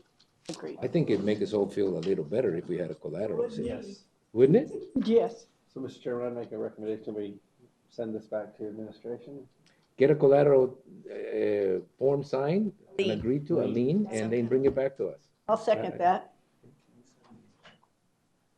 We would like you to identify the interest rate that you would like to. 5.5, didn't you say it couldn't be more? No, it's either 2.5, 3, 3.5, or 4. Mr. Chairman, attached to the agenda item, I provided different scenarios if it. The highest we can get. How's that? Well, this is a decision that we'd like the board to make. If it is the 2.5% all the way to the 5.5%. 5.5% is the interest rate that the treasurer charges to all the entities that they don't have sufficient And funds. I think we have a basis. I think it's 5.5%, which is the top we can ask. I think the fact that this is a grant and a loan should make this a saleable situation. I mean, if we had an interest rate on the $3 million or something, it would be much, much more. So even if it was a 2%. So I think a 5.5% is something that's not unreasonable, and it's what we have a basis for it. It's what the treasurer would charge. I think we're okay. So it's a 5.5% and a collateral of some kind of collateral, a lien preferably on the properties that we would want back in front of us to make a decision. Is that okay? You do. Go ahead. We would need to hear from the whole. Well, that's what I turned around. Well, I'm turning around this way. Is that okay? Is that okay? Sure. All right. Well, so far, that's what you got to bring in front of us, and that's still a little bit of a struggle. You want So- us to make a motion to that effect? Please. I made a motion. Oh, you did? Okay, 5.5%? Well, I made a motion in the beginning. And then To bring it Tony- back. To bring it back. Oh, okay, And then Tony- good. Well, they wanted to know. Yeah. They asked a question, and that is, what do we put in that final agreement? What percentage? Because if you remember, that has a yellow line in there. And I'll amend my motion to add the 5.5. So the motion is to bring it back to us with some form of collateral and a 5.5% interest rate. Second. On the loan. Is that correct? That clear as mud? That's a little, a little clearer. Okay. Okay. And at the same time, we're gonna have to bring back the Orange Grove area. That's a part of the instruction there, so you know, okay? All right, thanks. Yeah, we have to, just, I'm gonna let them sit before we vote on it. You know, they may wanna be sitting down. Is there any discussion on the motion? Any more discussion? If not, all those in favor signify by stating aye. Aye. Anybody opposed? Motion carries. And for those who Mr. Chairman? were wondering about the car, it blew a hose when I got here. Did we need to make a motion or simply ask We asked Susan them to bring it back for? Orange The Grove? motion was to put those items into a form and bring it back. Yeah, but including Orange Grove. Oh, the Orange Grove is gonna be in the next Okay. agenda. I just wanted to mention that that's Just wanted- not, it's just wanted not to ask tied if we in, needed it's just a something that motion we'll. for Orange Grove. Yeah, no, that's not a motion for Orange Grove. It's just a statement that we'll bring Orange Grove up and try to get it moved as fast as possible, given the opportunity that presents itself. Anything else? Now, we're gonna move on to the planning and zoning agenda. I am way beyond my hour that I was given. I'm getting close to 2 hours, and so I'm gonna move this. So, full legal description of property sites, all rezoning cases are available for public review at the Yuma County Board of Supervisors. Now, we have an expedited rezoning calendar. Still a public hearing is required. The expedited rezoning and public hearings, all items will be open as a group for public hearing and acted upon by one motion to adopt the recommendation of the Planning and Zoning Commission, except for any item that is removed by a board member for separate consideration. This item will be acted and discussed and acted separately following action on the expedited items. There's just one? One expedited? Mr. Chairman? Oh, okay, well, then, if you guys wanna go through the whole process, just let me know. If not, then we'll take it as an expedited item, and I'll open up the public hearing, and we'll get it done quickly. Is that okay? Just the one item, correct? Yes, it's one item. Okay. So it's a public hearing of rezoning case number 2113, Noemi Diaz de Leon, agent for the Ermi Family Limited Partnership, requested rezoning of a parcel 10-acre gross in size from rural acre 10-acre minimum to suburban site build 2-acre minimum, assessor's parcel number in the vicinity of Avenue A and the alignment of County 17.5 Street, Somerton, Arizona. Do we have to have the PowerPoint presentation if we decided to go expedited, or we just simply open it to the public? Mr. Chairman, that is correct. All right, so I'm gonna open it to the public. Is there anyone here that wants to, talk about this particular case? If not, then we'll bring it back to the board for their decision. I'll make the motion that we approve. For a second. Okay. The motion and second to approve the item as presented, so all those in favor of the motion signify by stating aye. Aye. All right, that one gets done. Number 2, rezoning and public hearing items where the staff, this is a full presentation. Staff will make a full presentation on each of the following items, followed by separate discussion, public hearing, and action by the Board of Supervisors. When I say full presentation, I don't mean like a fully detailed, in minute presentation. I mean like a presentation that, it's full, but, quick. So, and I know you're training a new one, so we're gonna, this is gonna be like training by fire. Oh, looky there. All right, so the item is public hearing. It's a minor amendment, number 2102, Noemi, am I at the same one? No. No, this is B.5 and 18. So it's a different one. Uh-huh. Okay, so this is, it's the same person, Noemi Diaz de Leon, agent for Ermi Family Limited Partnership, will request a change of land use designation of an approximately 2.72 acre parcel of a parcel 12 gross acres in size from local commercial to rural density residential, located approximately 300 feet east of the intersection Avenue B.5 and County 18th Street. So it is a different location, sorry. And this is a minor amendment case that is probably together with the public hearing rezoning case? Correct. Mr. Chairman, can you open the next item? Thank you. I didn't notice until right now. The other item that is tied to this item, which means if we get the minor amendment, then we can actually take action on public hearing rezoning case number 2111, which is Noemi Diaz de Leon, agent for Ermi Family Limited Partnership, and it's a request to rezone a parcel 12 gross acres in size from rural area 10-acre minimum to suburban site build 2-acre minimum and assessor's parcel number 754-59-015 located in the vicinity of the southwest corner of Avenue B.5 and County 18th Street. Is that the first one we did? Mm-mm. Is that related to the first one we No, did? same owner, but different location. One was at A.5 and this one's at B.5. So this is the one on B.5. Yes. All right, so this is the public hearing on the minor amendment coupled with the public hearing on the rezoning case number 2111. So it's open. Thank you, Mr. Chairman, members of the board. Minor amendment case number What your 21. name is? Anson Lahasa, Associate Planner, presenting minor amendment case number 21-02.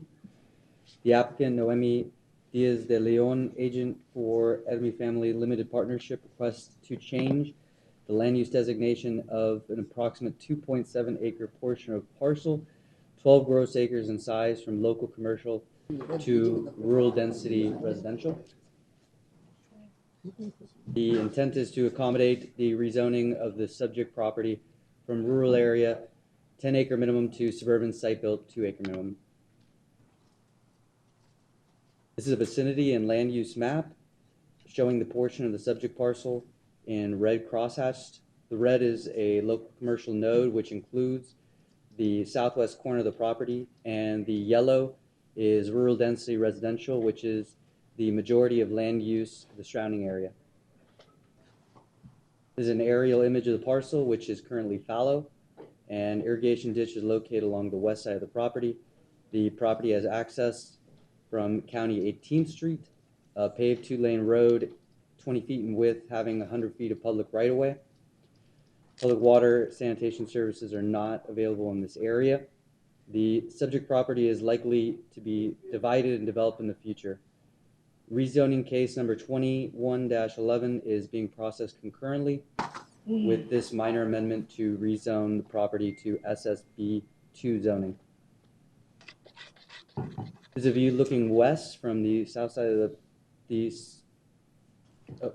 looking west along County 18th Street from the south side of the parcel. There's a view looking northwest at the subject parcel from the southeast corner. Staff received no comments from the property owners within the 300-foot zoning notification area. Antonio Martinez of MCAS provided the comment that the subject parcel is located near a known flight track. It is requested that an abrogation, easement, and range disclosure statement be recorded. Staff recommends approval of minor amendment case number 21-02 based on the amendment is consistent with the existing character of the Yuma Mesa planning area. The amendment will be an overall improvement to the plan, since this will ensure development occurs in a coordinated, contiguous, and comprehensive manner. The amendment is in the character with existing land uses and supports policies of the plan to provide consistent land uses. Okay. This concludes the minor amendment portion of the case. The remainder of the proposed rezoning of the parcel.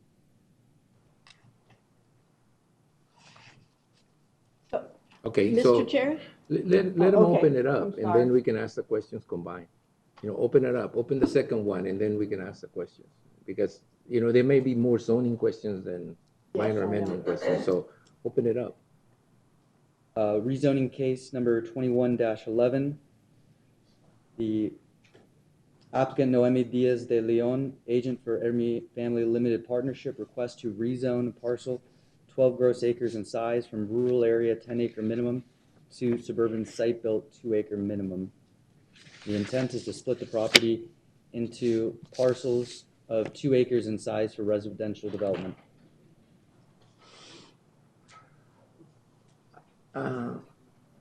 This is a vicinity and zoning map showing the subject parcel in yellow crosshatched. Parcels 5 and 6 to the north are zoned R140 low density residential 40,000 square foot minimum and are developed with site built homes. Parcel 7 to the north is zoned SR2 suburban ranch 2 acre minimum and is developed with a site built home. Parcel 14 to the northeast zoned SSB2 and is mainly vacant land with some palm trees. Parcel 15 to the northeast is zoned SSB2 and is developed with a site-built home and palm trees.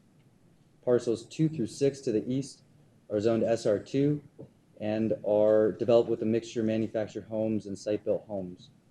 Parcel 9 to the southeast is zoned RA10 and is improved with a manufactured home. Parcels 7 and 8 to the south are zoned SR2 and are developed with manufactured homes. Parcels 11 through 14 to the west are zoned SSB2, were recently divided with land division permit number 21-12 and are fallow. Parcel 754-58-004 to the west, zoned RA10 and is fallow, and the remaining parcels to the west and northwest are zones SR2 and are developed with manufactured homes. This is a site plan submitted by the applicant. This is an aerial photo of the same property. This is a view looking east along County 18th Street from the intersection of Avenue B1/2 and County 18th Street. This is a view looking north along Avenue B1/2 from the intersection of Avenue B1/2 and County 18th Street. This is a view looking north at the irrigation easement that runs along the west side of the property.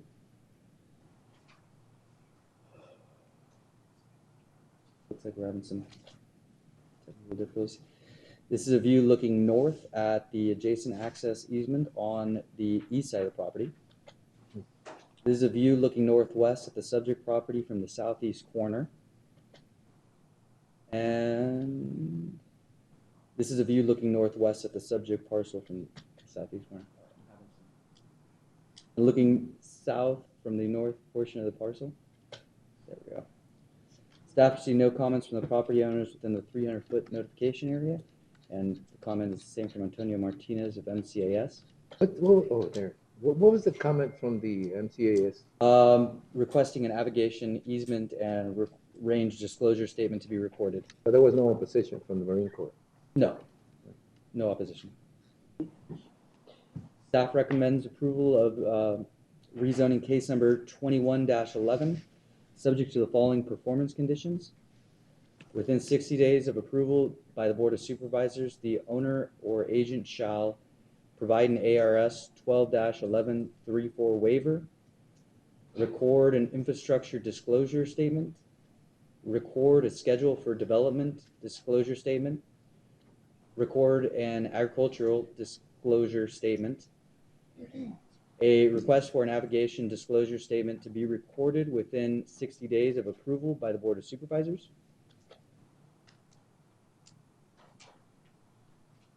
and with schedule for development within 1 year of approval by the Board of Supervisors and prior to approval of the land division permit.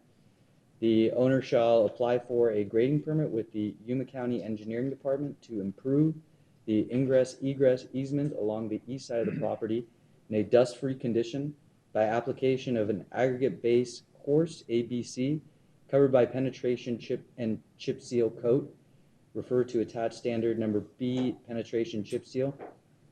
Within 1 year of approval by the Board of Supervisors, the owner or agent shall split the property by means of a land division permit in accordance with Section 507 of the Yuma County Zoning Ordinance.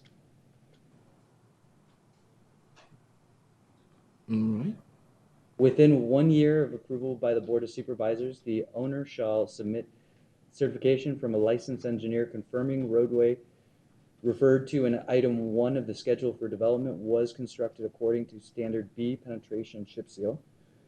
And within 1 year of approval of the Board of Supervisors, as part of item 3 above, the owner shall record an ingress-egress easement along the east side of the subject parcel. All lots shall be provided with the means of irrigation and access to the irrigation water prior to development of any existing lots. The owner applicant will submit a letter from the irrigation district to the Department of Development Services confirming that a satisfactory irrigation system is installed and the individual lots will have access to irrigation water.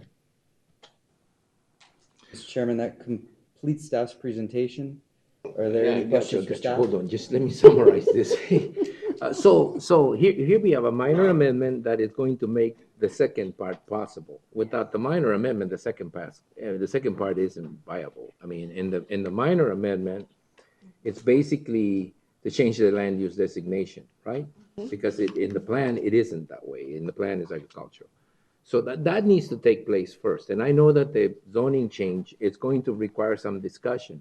But we can't get to it really without approving the minor amendment, because if we don't approve the minor amendment, the rezoning just technically can't happen because the plan won't concur with it. So if you guys are looking, if you board members are looking at discussing the second part of it, the rezoning part of it, and making some comments. We can do this together, but I gotta open it up to the public first, because we need to have the public make a comment. And then if there is a minor amendment approved, then we move on to the rezoning. Now, we can do both at the same time. And we can discuss the details of both at the same time.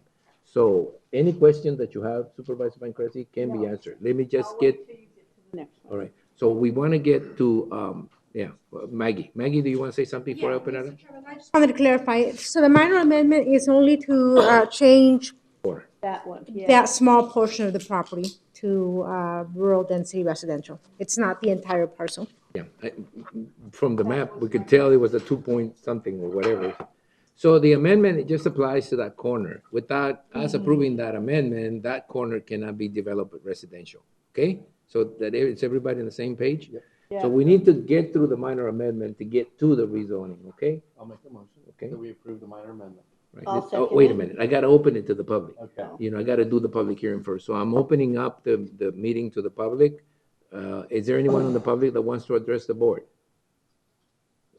Okay, I don't have to make that case for if you're a hit quit, it's over with, right? So we're gonna get back to the minor amendment, and there was a motion, there is a motion to Yes. approve it? And a second?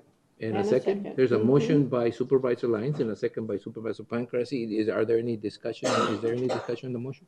No? All those in favor of the motion signify by stating aye. Aye. The motion, anybody opposed? Ooh, I almost skipped that one. Nobody? Okay, then the motion carries. And then we move on now to the rezoning case, which is possible because you have changed that minor, you have made that minor amendment.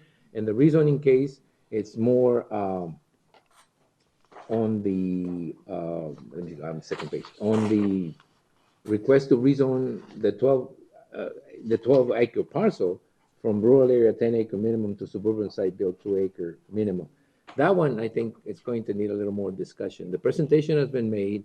I immediately had some questions about access that were sort of answered through that, but I'm still kind of a little concerned about the way that parcel is located between two, and how people, and the irrigation ditch look a little bit dicey. And we have made it clear in the past that if you have an irrigation ditch, you have to make it serviceable before you get the rezoning done. Thank you. That was Okay. going to be my So, question. having said that, I'm gonna open it up again. Now, this is the rezoning portion, so I'm opening up that to the public so that we can get to discussing it. Is there anybody in the public that wants to address the board? And again, you can at any time, okay? This is the public hearing, but you can actually come up and say something, whether you're a staff member or whether you're a member of the public that needs to address something in this particular item. I am going to open this to discussion by the board. Does anybody have any comments about this? Like I said, I don't particularly like the shape. I think it's a little bit difficult when you're in the middle of developed land like that. And I'm concerned that if you splice it into 5 or 6, you need to realize where that public report, where the real estate laws are. If you split it more than, I think 5, is it, Maggie, now? If you split it more than 5 parcels, and because we're rezoning it to us, 2, what is it, 2 acre? 2 acre to suburban parcel. site build 2, that allows you to almost split it up 6 ways, which I would be careful with, because it would trigger a subdivision requirement. Correct, Mr. Chairman. If the property is split into 6 or more parcels, then it will trigger compliance with the Yuma County subdivision regulations. The applicant did not submit a proposed site plan showing how they intend on splitting the property. So if they do submit a site plan showing the parcel split into 6 or more lots or parcels, then they would have to comply with subdivision regulations. Okay, so at this particular time, we just don't know. We're actually rezoning the property without a plan of how it's going to be used. Correct. And Mr. Chairman, again, the applicant or property owner could choose to apply for a land division permit to split the property into 5 or less lots, or they can choose to split the property into up to 6 lots, which would require compliance with the Yuma County subdivision regulations. I don't think any developer will split it into 6 and meet subdivision regulations, but I would have liked to at least seen whatever the plan they had for that property, because I find it difficult. Access is difficult. I mean, you can get in from County 18 and do an easement along the eastern portion, I suppose, but, or you can come in from the top, which is Avenue B and a half, and come in. I have concerns, that's my district, but I have a lot of concerns about roads being halfway built between between A and B, and I think I would try to address that. I also took the opportunity to try to address those issues now with the additional funding that's coming from the federal government, because as people go into those areas and build in 2-acre sites, they still, they have neighbors, they have, and then their septic tank system gets impacted because it's just so crowded. This is a very difficult parcel to develop in a way that I think would work. Well, the PM10 issue, I think, was covered by the chip seal that they required in there. In other words, that is not going to be just a gravel road. It's a gravel road covered by a chemical that chips, seals in the. But it's not a long lasting. It's not a permanent thing. It's one of those things that you apply once and then 3 years later, 4 years later, starts to chip away, and we end up with people driving on a dirt road and making a lot of dust. And so I have concerns about where it's at, the location, not so much the zoning. I mean, I think the zoning to 2 acres is consistent with what's around it. And that's what the staff says. I mean, it's consistent to what's around it. What isn't consistent to what's around it, I think, is the access points to either County 18th or Avenue B and a half. It's really oddly shaped. And I guess you could split that top portion and, have it be that way, and then the bottom portion have it be the other way. That's going to be staff's decision, I think, if we allow that to happen. But I wanted to make it clear to the developer, if he's listening, that that's going to be difficult to get done unless, because you're asking for SB2. If you were asking for SB5 or something like that, I could see 2 parcels, one with access from the top and one with access from the bottom. But you're asking us to allow you basically to zone it to a maximum of 6. A maximum of 6, maybe a minimum of 5, because you want to get around the subdivision regulations. It's really a difficult one for me. I've been around this is not my first rodeo. I can see where we could get into trouble. I hope the developer realizes that. I don't know, I don't know. Is Noemi Diaz de Leon here? Chairman, the property owner or the agent is here to answer any questions. All right, well, maybe we need to ask her to come up. Can you come up, please? It's tough to recognize anyone with the mask on top of, fact. But, Good morning, Mr. Chairman and members of the board. My name is Noemi Diaz de Leon, and I am the agent for ERMI Limited Partnership. The canal is right in the middle of the property, so we do want to do a land split division to do the 2-acre parcels, and the proposed entryway would be on the east side, the roadway to it. So you have Avenue B and a half, which already paved. West is Avenue B. So the top portion would have access from Avenue B. So the other ones would have access through County 18. So you're looking at an easement to get to the other parcels of the back part. Yeah, and there already is one there So that is being used by the property owners on the east side. Okay. It's a dirt road, yes, and it's. Mr. Chairman? Yeah, sure. Supervisor Fontaine. Mrs. Daly? De Leon, De Leon. Yes, okay. Okay, you want to split it just like these others are split? Correct, correct. So it'd go, but the irrigations is down the middle. Down the middle, so everybody will have access to irrigation. Okay, but are you going to have to put 2 turnouts or 1 turnout on each one? Because you're going to have to put a turnout for each parcel. That would be a question to the engineer that's doing the land split, and we will agree to any conditions set forth. Because that's going to be hard to do with when your turnouts out in the middle of the property and the property is going into splits like this. Where are you going to put your house if your irrigation ditch is right down the middle of your property?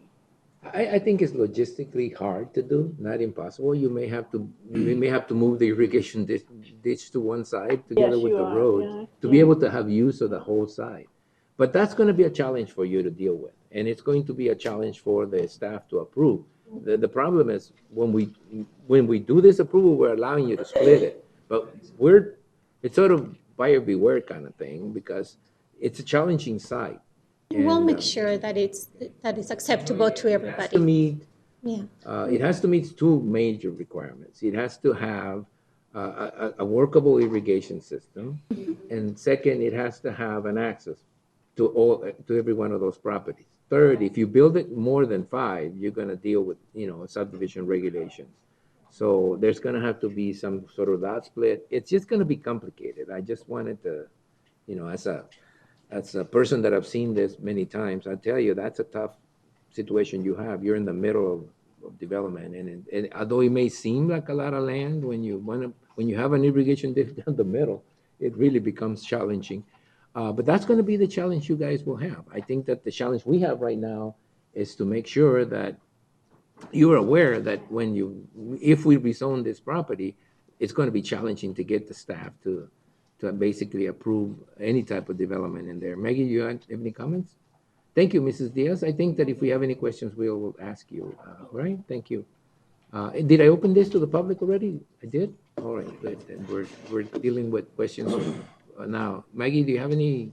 Yeah, I any just thoughts? wanted to clarify, I wish we had, there it is, it's working. okay, Good. so these parcels are already developed along the west side. They are 4 parcels of 2 acres in size, and they were created through a land division permit. The parcels on this side will, like I said, will probably be a mirror image of the parcels on the west side. So the irrigation district will split at least the other 4 parcels. Access is intended to be along the east side from off of County 18th Street. Now, where will the irrigation district put the lines? Do these other parcels have an irrigation turnout on that side right there? Mr. Chairman, there's Supervisor Pankhurst, there's irrigation here, so this irrigation ditch will provide access to both. Both. Okay. Yeah. So they don't have to use the one down the middle, It will be right here. this irrigation Okay. system here that will So provide they will only access. have to, well, they're only going to do 5, so that's good. Okay. Yes. Okay. Thank you, Maggie. Okay, Maggie, thank you. Any more questions from you guys? Torturers. I'm sorry I have. No, so it's many fine. It's fine. Any questions? No, I think we were pretty clear about what's going to happen. No, we're not laughing at you. No, we're laughing. I'm sort of smiling at the limitations that placed upon me to finish this fast enough. And I said, well, you guys, they told me I had an hour to do this, and I just. We made a bet. Yeah, they made a bet. So somebody's going to lose some money because it didn't happen. So anyway, Mr. Chairman? Yeah. I'd like to make a motion that we approve 2111 as presented with the recommendations from staff. I second it.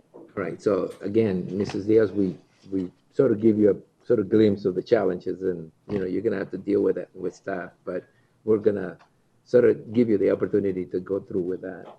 So there's been a motion and a second. Is there any discussion? If not, all those in favor signify by stating aye. Aye. All right, anybody opposed? Motion carries. We're gonna go to item number 3, which is public hearing minor amendment number 2105, Dow Robbins and Associates, agent for 11E LLC, request to change the land use designation of a 7.9 acre parcel of a parcel 27.39 gross acres in size from agricultural, rural, residential to regional commercial, part of assessor's parcel number 182-30-013, located in the vicinity of the northwest corner of Highway 95 and the alignment of Avenue 11E, Yuma, Arizona. And I guess this goes together with the public hearing for a rezoning case number 2114, Dow and Robbins and Associates, agent for 11E LLC, requests the rezoning of a 7.9 acre parcel of a parcel 27.39 gross acres in size from rural area 20 acre minimum to general commercial C2 as part of assessor's parcel number 182-30-013, located in the vicinity of the northwest corner of Highway 95 in the alignment of Avenue 11E in Yuma, Arizona. There will be a PowerPoint presentation by the planning staff. There will be discussion by board members, and I will open up to a public hearing on both of them items. No, maybe not at the same time, but I will in a sequential basis. Thank you. Thank you, Mr. Chairman. Javier Barraza, Senior Planner, presenting minor amendment case 21-5. The intent is to allow the rezoning of the subject portion of the parcel to general commercial. This is the land use map showing the subject parcel, and the crosshatch portion of the parcel is the portion that needs to be, or is requested to be amended. The land use is agricultural, rural, residential in all that area. Property is in ag production, and the southeast corner of it is like the location of the remains of some cattle operation. And as today, I think all of that has been removed. This is an aerial view from 2017. The red rectangle depicts the area to be amended. This is a view looking west of the subject parcel from the alignment on Avenue 11E on the east. Looking east of the subject parcel from the Gila Gravity Canal, again, to the portion to be amended. Staff received comments from ADOT, Arizona Game and Fish, no comments from property owners within the zoning notification area, received comments from 2 citizen advisory group members of the Gila Valley Planning Area. The commission recommends denial of minor amendment case number 21-05. Based on the following, the amendment is not consistent with the overall intent of the plan, since the land use designation all around the project site are intended for agricultural, rural, residential uses in nature. Number 2, the proposed amendment is not considered an overall improvement to the plan, since the parcels to the west, north, east, and south are designated agricultural, rural, residential. Number 3, the proposed change is not compatible with adjoining land use designations and existing land uses on the west, north, and east. That concludes the minor amendment portion. I will now start the rezoning, which is to rezone a 7.9 acre portion of the parcel, which is 27.39 gross acres in size, from rural area 20 acre minimum to general commercial. The intent is to accommodate for phase 1 of a mini storage facility. This is the zoning map. I would like to mention to the board that outlined in red is the subject parcel, and the southern portion is already zoned general commercial. The crosshatch area is the zone is rural area 20 acre minimum, and the remainder on the north and west is RA 20 as well. Parcel number 8 to the north is in ag production, zone rural area 20 acre minimum. Parcel number 5 is also zone rural area 20 acre minimum in ag, and is improved with a metal building.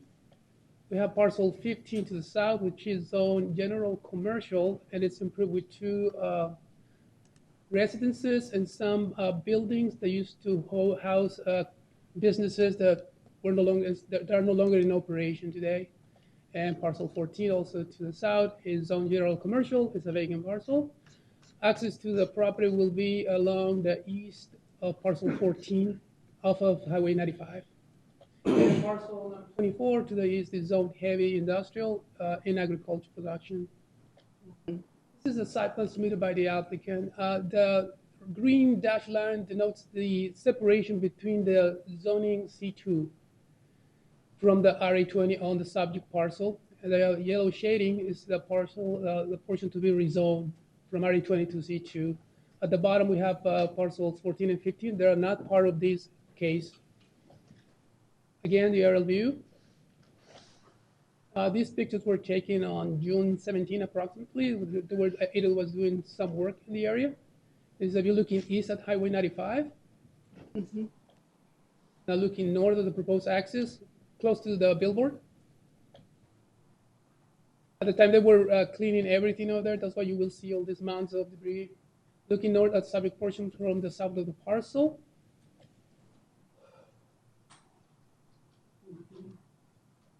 Now looking west, or west, looking east of the subject portion of the parcel. See the same comments. Planning and Zoning Commission recommends denial of rezoning case number 21-14. If the Board of Supervisors approve this request, staff suggests attaching the following performance conditions within 60 days of Board's approval. Provide an ARS 12-1134 waiver. record an agricultural disclosure statement, record an infrastructure disclosure statement, as well as a schedule for development disclosure statement. Also, the following is scheduled for development. Prior to development of the property or within 1 year of board approval, whichever occurs first, the owner agent shall complete the traffic impact study in accordance with Yuma County Public Standards, Volume 1, Section 7.3, Guidelines for Traffic Studies. Number 2, prior to development of the property or within 1 year of board approval, whichever occurs first, all improvements required by traffic study shall be constructed. Number 3, prior to development of the property or within 1 year of board approval, whichever occurs first, the owner agent must abide by procedures and requirements adopted by the Arizona Game and Fish Department regarding the finding of any sensitive, threatened, or endangered species found on the subject parcel. Mr. Chairman, this concludes staff's presentation. Staff is ready to answer any questions. There's a lot of questions, but I think we're going to open it up. I mean, any questions before we open up to the public? This is a little bit confusing, but we'll get to it. I'm opening it up to the public. It's up on a public hearing. Is there anyone representing Mr. Dahl? Kevin is back there. Mr. Dahl, do you want to expand a little on this? It's a little odd, but. Morning, Mr. Chairman, members of the board. I'm Kevin Dahl with Dahl Robinson Associates, 1560 South Fifth Avenue. So the southern portion is already zoned C2. Everything south of that red or maroon is already zoned C2. So in our estimation, that intersection, this is an intersection of two major arterials, Highway 95 and Fortuna Road. It should have had a red dot. In fact, just looking at the previous case, there's a red dot at County 18th Street and B&a-half. Maybe we can move that over here and be good. Right? So this should have had a red dot. Plans are plans, and plans are meant to be changed. So we've already got a C2 zoning south of the red. So this is a process where we were going to do a minor amendment on all of the property, the remaining of the property of 13, which is the shaded portion plus the area to the north.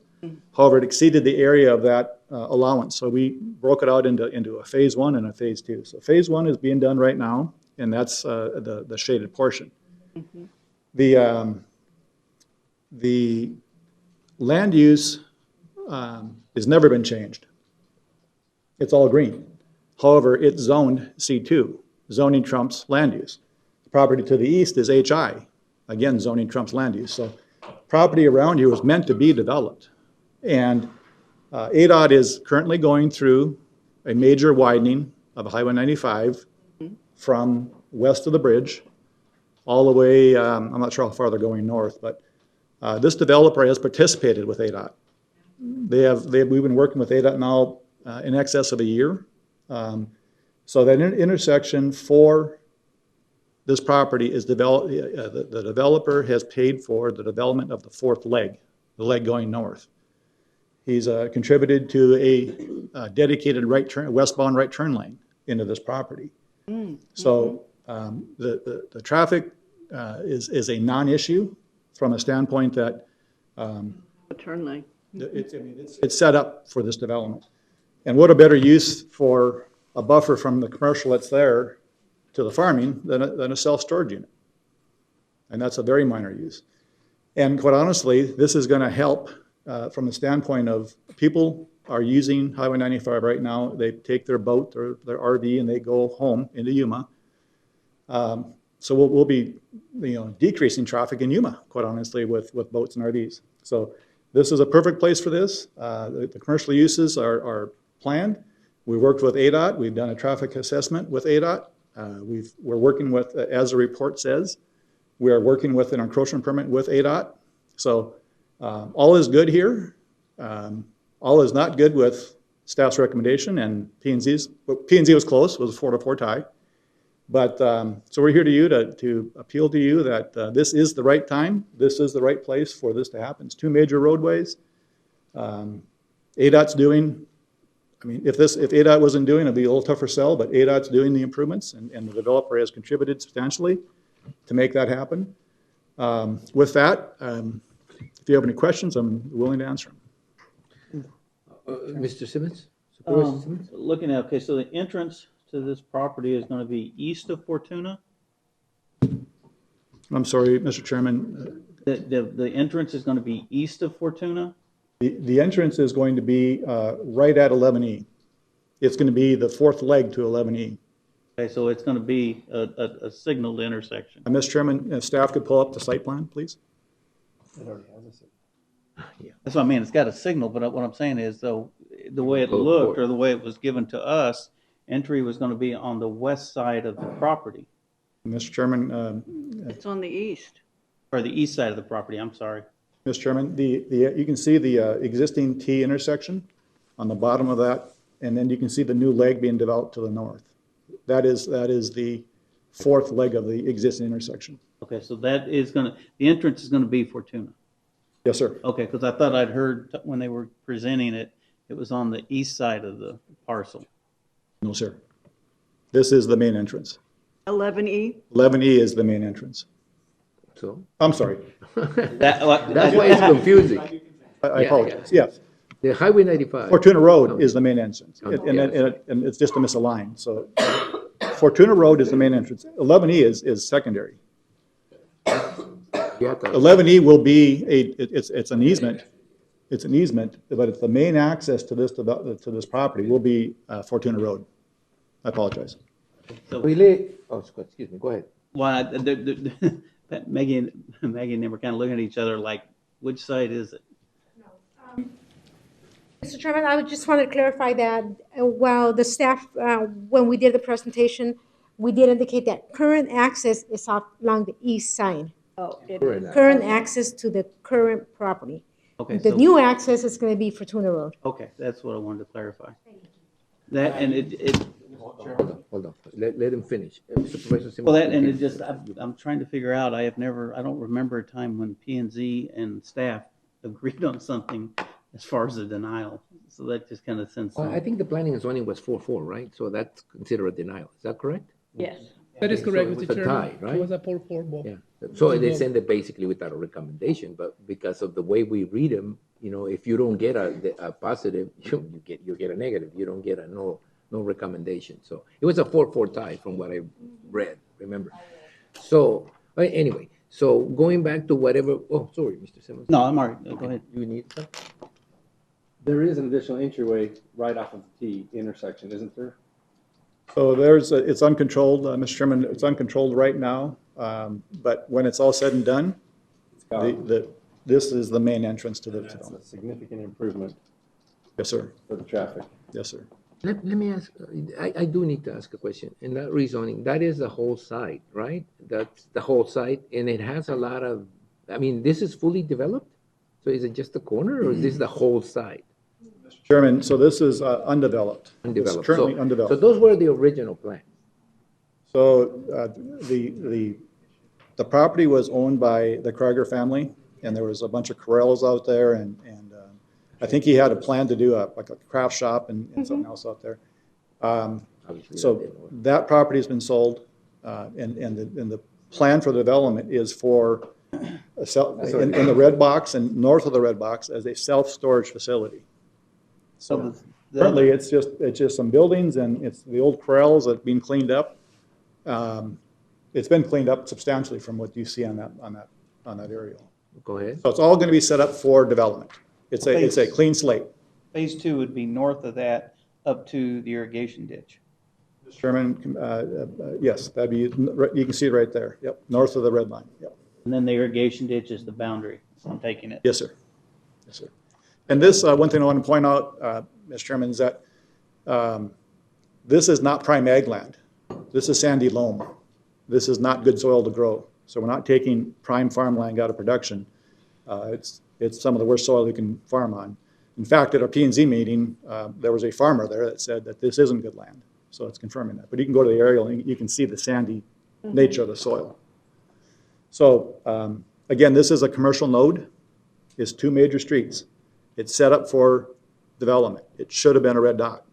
And ADOT we've worked with ADOT, and believe me, if you go through ADOT, you've gone through a process. So we've Hey, let me get back to a couple of things. One, this is, and I read somewhere, this is it's not in the high noise zone or the accident potential zone, which means that it could be developed into almost anything. Now, if the use is commercial and if it's not good for agriculture, where did you get the opposition? Maybe I should have asked the staff. Yeah, I could answer for staff. Yeah, but- no. Why, if this is not, prime agricultural land, and it is not, really, if given a choice by me personally, between developing it into a storage area and develop it into, some residential, changing it into residential homes, I'd rather take the boxes, the storage areas. Why? I mean, I saw the point system, and I know why it's further from this and further from that. But is there any particular reason why, other than the point system, that the staff thought that this was a bad idea? I mean, I read most of Mr. it. Chairman, that will be for the rezoning portion of this petition. Now, as far as the amendment, the land use change, actually, we use some, they need to be consistent with the plan policies and priorities. Yeah. And one of them was that the properties east of Pacific Avenue should be kept agricultural, semi-rural, so that future land uses are compatible with surrounding environment. Yeah, See, I get it. The land uses are were established after the zoning. Zoning, the commercial. And was that's why you established- said yeah. zoning trumps, the plan. All right, I just wanted to get a better sense, because I know sometimes staff gets in a situation where the numbers just don't work for you. I mean, you have to recommend denial, even though sometimes it doesn't make that much sense. It seems to, but I was a little more taken back by the 4-4 vote by the commission, which was, it's a little weird to get them to go 4-4. They must have missed one member, and it was a tie vote. It was it was a break a tie vote. But Mr. Simmons, do you have any more questions? This is in your district. Do you have any more questions?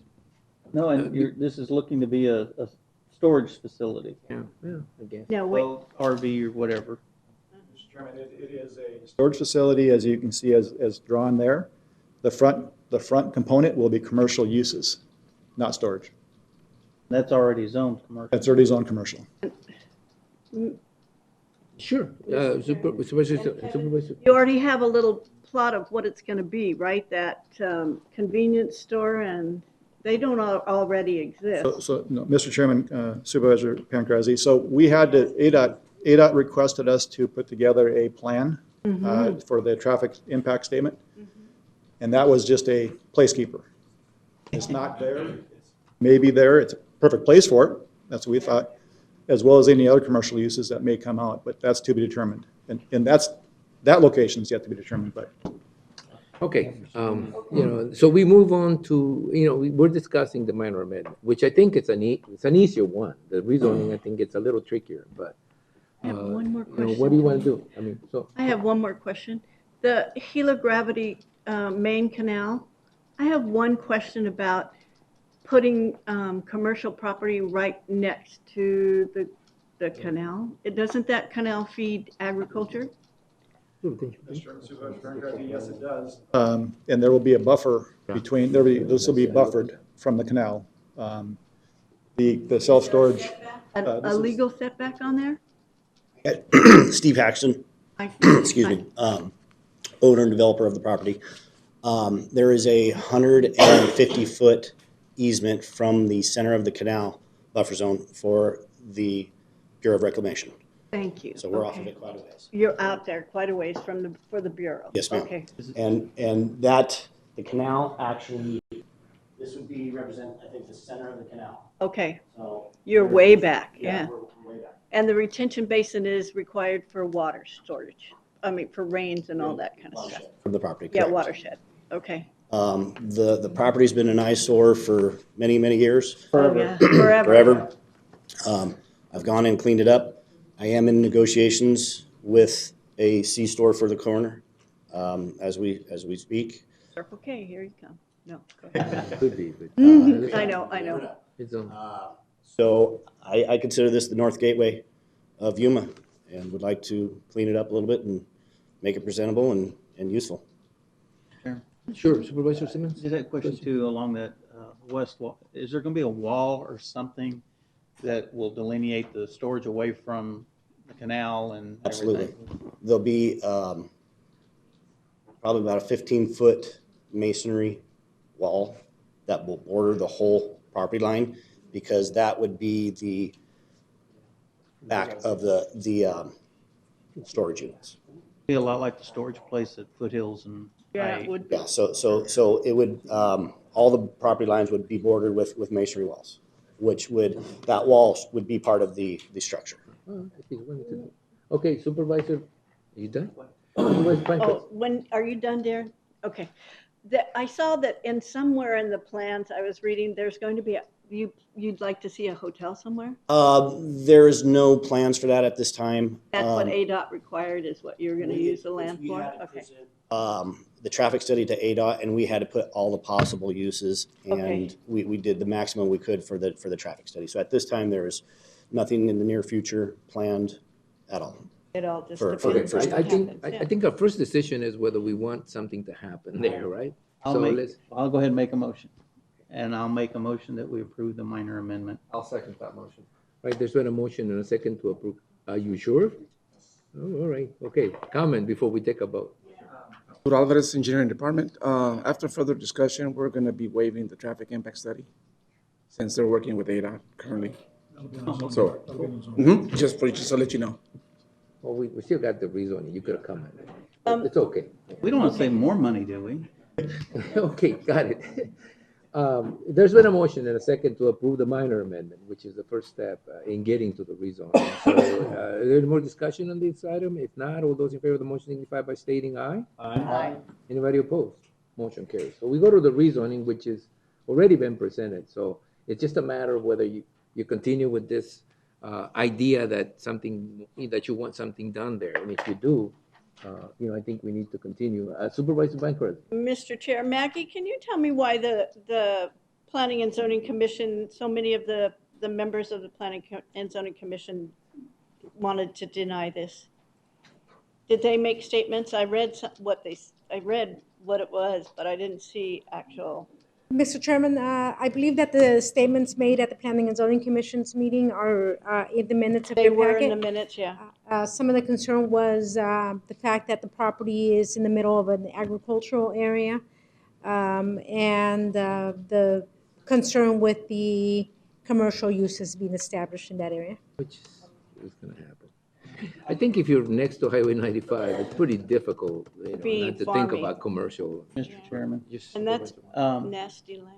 Hold on. I'll tell you right now, looking at it, I was going to recommend denial, looking at it. But after talking with you and looking at that and realizing too, it's a commercial venture, but it's not like a plant or something where I don't think it's going to interfere. You know what I mean? It's not a brick building plant or an industrial building.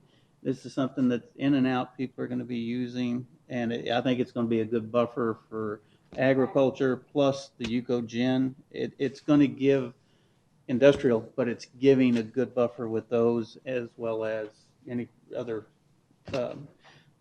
growth that way. So, So, yeah. having said that, is there a motion to approve the rezoning? I'll make a motion to approve the rezoning. I'll second it.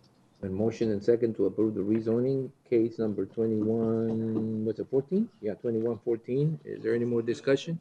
Chairman, If I'm not- sorry. This is where we take the conditions out of the traffic study. Oh, yes. Oh, yeah, well, I guess that's been stated, so we will take that. I'll make a motion, amend my motion that we take out the The requirement for traffic. requirement for traffic study. Based upon Based on- staff's request. Yes. Mr. Chairman. Yes. And I apologize. So there's three issues. There's three items on the schedule for development. Two of them are related to the traffic study, and the third one is the fish and game comment. Yeah. Yeah. So we would like 1, 2, and 3 to be gone. Yeah, well, that's not the way you say it. You I'm say sorry. it- We'd like, how do you- Whatever you like. We'd like the board to consider removing those items sounds a removing lot those better, requests. and we like this. the applicant would like the board to consider removing these items. Put those back Yes, up for me, Supervisor please. Simmons. Hey, the fish and game is just a comment, it's not a condition, correct? Yeah, it's a comment. It So should be a doesn't- comment. It's really something we need to address. Can you It's put just those a three comment. back up for me? Those three So, things? I see them up there, but I can't see them. The schedule for development does include 3 items. 2 are related to the traffic study. 1 is related to compliance with Arizona Game and Fish Department, and staff does not object to removal of the schedule for development. So, They- the board will okay, consider your request, dear sir. remove all- I make a motion, we remove all three of the conditions and approve the rezoning. As I will present. second. All right, so I think we're. I don't know if we do this new motion or amend the original one, because we already have one on board. So would you please just say that you're taking back your motion and substituting it for this one? That's going to be a little more proper, I think, to follow procedures. Is that correct, Mr. County Attorney? Mr. Chairman, you could vote on the amendment, which would change the original motion, then vote on the original So we're gonna motion. vote on the amendment to the original motion. The original motion was to approve the rezoning. The amended motion is to approve the rezoning, removing those three clauses, the two related to the traffic study and the one related to the game and fish comment. Making it a comment instead of a condition. Is that correct? Correct. All right, Mr. so, Chairman. yes? So you vote on the amendment. So we vote on the amendment, yeah. So all those in favor of the amendment signify by stating aye. Aye. Anybody opposed? Motion carries. And so Vote on the now we're motion. gonna vote on the amended motion, which is the one that includes the amendment. And all those in favor of that motion signify by stating aye. Aye. Aye. Anybody opposed? That was a painful aye, but I think it carried. With anybody opposed? The motion carries. So we will move on then to number 5, which is the public hearing from, Thank you for Robbins. developing that. An associate agent for Karen Spencer requests to change the land use designation of 4.11 acre portion of a 6.5 acres in size from local commercial to urban density residential. We're going the wrong way. Part of assessor's parcel 728-61-906, located at the northeast corner of Foothill Boulevard and County 14th Street, Yuma, Arizona. Want my jacket? And it's also together with a public hearing rezoning case number 21-12, which is Dal Robbins again, agent for Karen Spencer, requesting the rezoning of 3 parcels totaling 11.22 acres from local commercial to recreational vehicle subdivision. Assessor's parcel located on the northwest corner of Foothill Boulevard in County 14th Street. Staff, Mr. Rubio? Thank you, Chairman Reyes, members of the board, Juan Leal Rubio, Senior Planner with the Planning and Zoning Division. The intent of the minor amendment, case number 2103, is to accommodate the rezoning of the property from local commercial to recreational vehicle subdivision. This is a vicinity map that shows the subject property crosshatch in red down below parcel 906, a portion of parcel 906. This is looking east at the subject parcel. The commission recommended approval of this minor amendment because of the following the basis. The amendment is consistent with the existing character of the Foothills planning area. The amendment will be an overall improvement to the plan since it will ensure development occurs in a coordinated, contiguous, and comprehensive manner. And because the amendment is in character with the existing land uses and supports policies of the plan to provide consistent land uses. And I'll proceed with the rezoning case. The rezoning case is intended, intended to develop a residential subdivision. And parcel 903, 904, 906, crosshatch shown on the vicinity map. Parcels to the north, northeast, and east are currently zone RVS and contains a mixture of site-built homes, RVs, and manufactured homes. Parcel to the west is zoned R810, state land, current open desert. And to the south is the Berry M Goldwater Range. This is a aerial imagery, possibly from 2017, that shows current development. This is the layout that was submitted by the applicant. The red line represents the currently what is being rezoned, amended. This is looking west from Foothills Boulevard, looking south from Foothills Boulevard, looking north from Foothills Boulevard. Staff received 3 letters from neighbors in opposition, mostly because of the density, traffic, blocking of views, stuff like that. And we also received letters from MCS not in favor of this proposal. And that has to do with the proximity to the Berry M Goldwater Range and the creation of higher density. Staff and the commission is recommending approval of this rezoning case with the following performance condition: that within 60 days of board approval, the owner or agent shall provide an ARS 121134 waiver, record a range and restricted airspace disclosure statement, and record a navigation disclosure statement. That concludes staff's presentation. Here on this slide, you'll see in red the property owners in opposition. And that concludes staff's presentation. Are we ready for a vote? Well, we're gonna go with the. Almost done. Any questions? Any questions before I open it up to the public? For the staff? No? I'm gonna open it up to the public. Is anyone in the public or the agent representing to come up and give us a little bit or ask some, answer some questions? Do you have any questions for the developer or for the agent? If not, then I'll turn it back to the board for their decision. We do have two items. One is the, what do you call it? The minor amendment, and the other one is the rezoning. So do I hear a motion on the minor amendment? So moved. Second. Approval. Oh, For Mikey's approval. gonna- There's been a motion and a second for approval. Any discussion on the motion? If not, all those in favor signify by stating aye. Mr. Chair, oh, Yeah. Well, may yeah, I make one comment? Oh, If- we got the rezoning. You can open. Oh, I'll do it I can then. open it Okay, up. I'll do it then. All right, Okay. that takes care of anybody opposed? Motion carries. Now we're opening up the rezoning. This is it's the same case. Mhm. It's case 2112, and we have a question from Supervisor Pancras. Mr. Chair, because of its proximity to the Barry Goldwater gun range, if it hadn't been already developed all the way out to the County 14th in conjunction with it, I might be in opposition, but everything is already built all the way out to County 14th already, and this is the only vacant part. So to me, So you have no problem? so I have no problems with it great. because of that. All right, we'll let you both show that. Is there a motion and a second to approve the rezoning? Approve the rezoning. I'll second it. There's been a motion and a second to approve the rezoning, case number 2112. I'll give it a second to Supervisor Lyons to come in. There's been a motion and a second to approve rezoning case number 2112. Any discussion on the motion? If not, all those in favor of the motion signify by stating aye. Aye. Anybody opposed? Motion carries. That takes care of that case, and we have 7. The last one in this part, which is the Department of Development Service Planning and Zoning Division, public hearing and special use permit, case number 2103, Garrett Lackey, agents for Marlies Bisset, request a special use permit per section 601-.03B of the Yuma County zoning ordinance to establish an animal crematorium on a parcel of 6.43 gross acres inside zone rural area 5-acre minimum, assessors parcel number 200-09-023, located on the south side of Highway 80 and Avenue 24.5E, in alignment in Welton, Arizona.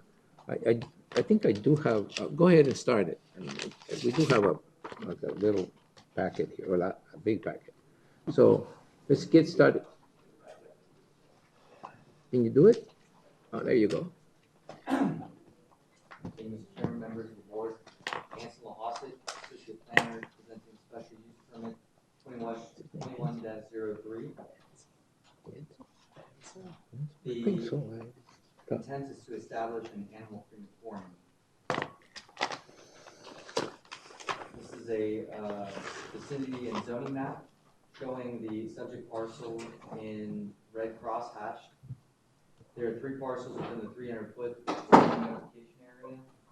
Parcel 21 to the north is zoned to RA 40 and is Union Pacific Railroad right-of-way. Parcels 22 to the west and south are zoned RA 40 and is vacant desert terrain owned by the Bureau of Land Management. And parcel 24 to the east is zoned RA 5 and is also vacant desert terrain. This is a site plan. These are site plans provided by the applicant. The proposed use operation layout is shown in yellow. Here is an aerial image of the parcel. It is surrounded mainly by open desert. There are 2 houses to the east and more north of Highway 80. Legal and physical access to the subject property are along an unimproved ingress-egress easement 20 feet in width, and the approximate location is in purple. The applicant provided this elevation of the incinerator equipment. The chimney would extend 6 to 15 feet upward. This is a view looking north from Avenue 25E. This is a view looking west at the access easement from Avenue 25E. This is a view looking south at the subject parcel from the access easement. And this is a view looking east from the front of the property. In the middle of the photo, you can vaguely see the nearest home, which is approximately 820 feet from the eastern property line. Staff received a comment from the Welton Mohawk Irrigation Drainage District that was in opposition. A correspondence with City of Somerton that the existing Lakey Animal Crematory had received no complaints from neighbors. Staff received 3 letters from residents from outside the 300-foot zoning notification area, 2 in opposition, and the third was from a neighboring property owner who did not state whether they were in favor or in opposition of the proposed use. The applicant also submitted a variety of documents on July 16th, which were included in the packet. Some of that packet or those documents included letters of recommendation. Staff recommends approval of special use permit case number 21-03, subject to the following performance conditions.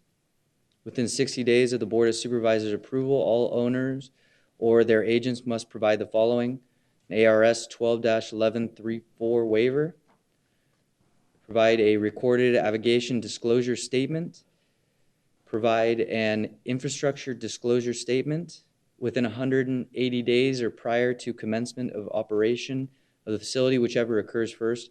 All weather access shall be provided in accordance with the 2003 International Fire Code and current policy. Within 180 days or prior to beginning operation of the facility, whichever occurs first, the owner will apply for and obtain a grading permit from the engineering department. Within 180 days or prior to beginning operation of the facility, whichever occurs first, the owner applicant shall construct and maintain an opaque screen, fence, or wall that meets Type A screening requirements pursuant Section 302.01 I-1 with a minimum height of 6 feet around the perimeter of the project site. And operational conditions: the approval of the special use permit is based on the site plan submitted by the applicant. Any change from the site plan will require approval by the planning director pursuant Section 402.04 of the Yuma County zoning ordinance. No materials shall be stored in such a manner as to project from or be visible above the fence or wall. The special use permit shall be valid for a period not to exceed 10 years from the date of approval by the Board of Supervisors. The business will not be open to the public, and customers may not deliver animals to the property. And the crematorium shall only be used for the cremation of pet animal remains. That concludes staff's presentation. Are there any questions for staff? Yeah, Supervisor Simmons, I figured you would be the one to get it started. Any upgrades on the system would have to come back to the board, correct? Oh. You mean on the cremation system? Yeah, to expand it to larger. Right now, I know it's pets, small pets and stuff, but to go larger, that would have to come back to planning and zoning or the board for approval. That's a staff question. So can you come up, Maggie, and answer that? It's a staff question. If anything changes on the permit, Maggie, like an increase in size of the cremation, the equipment itself, Yes. does it have to come back and get a review? Mr. Chairman, yes, so I think the last performance or operational condition, the crematorium shall only be used for pet animal remains. So if the scope of the project changes, they would be in violation of the special use permit, and we would staff would bring it back to the board for revocation. My concern is people think of horses as pets. People think of cows as pets, pigs as pets. I mean, are we then not saying, because the way it's stated, anything's a pet. An elephant could be a pet. I mean, is there any way to sort of establish a limit in size, because I think that's what the concern is, that, you would be incinerating horses or something. Right, Mr. Chairman, at this time, there is no size limitation for the pet. It just says pet animal cremation. Well, that's the concern, right? Would you like to? Well, I tell you what, if you Yeah, talk if you come to up, their it's fine. size. The improvements or the type of incinerator may limit what can be Yeah, cremated. I've seen the equipment, which was more than I wanted to see, but I've seen the equipment listed here. And Mr. Chairman, The issue is that you can't really tell. I mean, it's a piece of equipment, and I guess when we're talking about cremation of pets, we're thinking pets are like dogs and, small size animals. But in reality, pets, we don't define pets anywhere.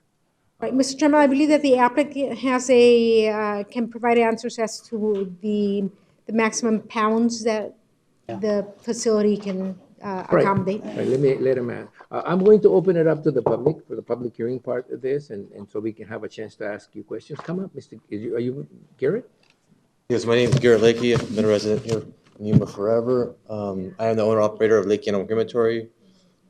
I provided the packet you can look at. I would be happy to answer your questions on the weight and stuff like that. So in our commission meeting, this was a very big discussion that we're having now. Same thing. Well, Mohawk's main concern was that I'm not going to be cremating mass amounts of chickens or McElhaney's, cows. And that is not my intent by any means. My intent is to stay 100% in the pet industry. I'm not going after livestock as commercial. Now, if someone does have a pet horse, I don't have the equipment right now to do it, but I would definitely like to do that if I had the equipment capable of doing it at that time. These machines are certified. They're built in Georgia. They meet all the standards for ADEQ and such like that, but they have weight limitations. So I would definitely stay within that weight limitation. What's the current weight? On these machines, it's 1,000 pounds. So these machines are certified to burn up to 1,000 pounds. It's a big animal. But it's still within, I don't know. I'm not really concerned with the size of the pets. I suppose it's just that it does come into question if you have to do it like on an industrial basis where you're burning animals that size all the time. Mr. Chairman. Supervisor Becker? Yeah, go ahead. There's a definition of pets in your zoning ordinance that. There is? Describes domesticated animal, which is part of a household. Again, define a household. Hanson? Oh, well, I mean, look, I'm telling you, people think of horses as pets. Now, is that definition of a pet not out there? A mini horse and I don't, would be. A mini horse could be a pony? Mm-hmm. Really, Household would be any family living together in a single housekeeping unit in a dwelling unit. So the household would be defined as a dwelling unit within a dwelling unit. There is a definition for livestock as well. Yeah, that's what I was going to say. So we're not cremating livestock. You have a definition of one definition that is exclusive of the other. They're not included as the same, so you can't have a. So are we okay with this? I mean, you do have the capacity, Mr. Haynes, of actually cremating up to 1,000 pounds, an animal up to 1,000. As long as when we talk to the commission with you, my whole intent is to do pets. If someone has a horse pet, it's the pet. It's not a commercial operation or nothing. I have no intent of going commercial on that. If it's their pet and they want to cremate it, as long as I have the equipment, I'd like to be able to do it. At this time, I can't do 1,000 pounds, but in the future, if I get another incinerator that can do it, I would like to do that. But to say someone maybe have a pig that's 450 pounds, which is heavier than a dog, yeah, definitely within the 1,000 pound range, I would want to be able to do that. Some people would say it's livestock, some people would say it's a pet, but my whole purpose is to go after something that is actually truly, privately owned as a pet, nothing commercial. Yeah, you're not out to to get rid of a whole bunch of animals that have been declared they've got some sort of disease, so you're going to get rid of all of them. That's not your plan. All right. Supervisor Simmons, is there anything that you want to, look, special use permits are the one, I think, one of the few areas where we may be able to be a little more specific. And I like I said, I don't have any problem with pet horses or pet pigs. I don't have any problem. It's just that if we go under the definition of pet and it's got to be inside a household, you may run into problems and have to come back and get come back and get a permit to do large animals. So if you're saying right now, I am capable with the equipment I have of cremating 1,000 pounds, an animal that can weigh up to 1,000 pounds, that may not fit the cremation of pet animal that we have on the books, and you may run into a problem. And I'm trying to avoid you running into a problem. Like I said, I don't particularly have any problem with pet ponies or pet pigs. I mean, and I think what we're trying to prevent is some sort of commercial use where you're cremating 10 cows or something, one at a time. Is that what you're looking at? Yeah, and we talked, he told me, we'd met before, and he was telling me, it's a small, pet-like animals. I just wanted to make sure, one, it was on the record, but you understand, we're wanting to try to keep it at that, especially with the area. Hold on. You done? Aaron, are you done? Go Okay, ahead. Mr. Chair. Garrett, I'm just concerned about the smell. I mean, because the wind blows out there all the time, and so how do you contain the smell? So these units have afterburners, so it refilters the smoke. So that helps eliminate smoke, visually, odor, everything. You can see we've been in operation near about 2 years almost in Somerton City. We've never had a single complaint. I provided 2 letters from my immediate neighbors next to me in Somerton that said I've never been an issue. And I have 7 letters of support in the new area we're going to of people in approval of it. So odor will not be a smell. The animals are kept frozen until the time of cremation. That flame is so hot, and then it goes through the afterburner, for clean emissions. I tell you what, it's a compliment, okay? But I didn't even know you had a pet crematorium in Somerton. I did not know that. It was So I what, asked, being 16th or being 15th? I didn't know. I mean, it's controversial because it's always controversial, but in reality, it is where we're going probably as individuals. I mean, a lot of people are now asking to be cremated. So let's not get into that. Oh, and no. let's stick to the pet crematorium. But anyway, so. Mr. Chair. I thought you said it was the last one before. I'm sorry, one more. I'm You just work giving her a with hard time. veterinarians, right? Yes, we work with veterinarians on special occasions when they want a faster turnaround. So right now, a majority of the pets being done in Yuma are going out of town. So in special occasions where people request for us, we will go to the vet, we do the pickup with the vet, or there's certain situations where they want to use local, they go with us, or they want a faster turnaround, they go with us, and stuff like that. We're being local, we're more accommodating to fill those requests. Mr. Chair, some people want their pets cremated and want them in a jar. Yes. Is that what you do? Yes, we put them in a wood urn and we engrave that wood urn with the pet's name. Okay, Go ahead, thank you. Ken. Thank you. That's what I want everybody to realize. Mr. Simmons. Just going to bring up one more thing, and this, I know the answer, but I want to bring it up anyway. Yes. Medical waste, because I know you guys do medical waste, but you transfer that out of county to a proper facility. It is not done on site at your place. Yes, so we hold a biohazardous transporter license, and that's to help aid vets when they need to get rid of medical sharps. So not only can we take the pets that need cremation, but the current service they have now, they take the sharps too. So in order to be competitive in the industry for Yuma, we need to be able to provide that service too. And we are only a transporter. We're not licensed to store any of that on the property. We have, and it has manifests that are documented. So we take it from the vet, and we have to transport it to St. John's in Arizona, that are Arizona. It has to be done immediately, pretty much. So you have 4 days to do it, but it goes straight there directly. It can't go on our property. That's our transport license is written. And St. John's up there in northern Arizona has it. Yeah, they are the only landfill that's able in the state of Arizona to take sharps waste. You understand this is a 10-year permit, right? Excuse me. I have nothing. No? All right, any more questions? No. All right, thank you. I'm going to close the public hearing and bring it back to the board. Go ahead. Oh, is there anybody else that wants to address the board on this item? No? And then I'm going to bring it back to the board then. Okay, well, you've asked your questions and you got your answers, I hope. Is there any? I'll make a motion, we approve special use permit number 2103 as presented. Second.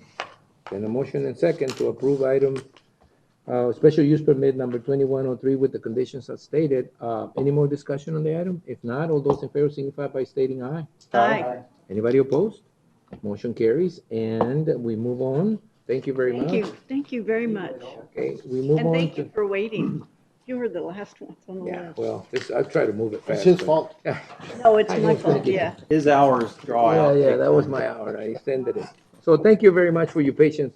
Those who can leave, the other ones that remain, will still have some work to do. I'm gonna take a 5-minute break to let whomever, I know, it's just a couple of items left, but I mean, before I Wow. lose everybody, 5 minutes, take a 5-minute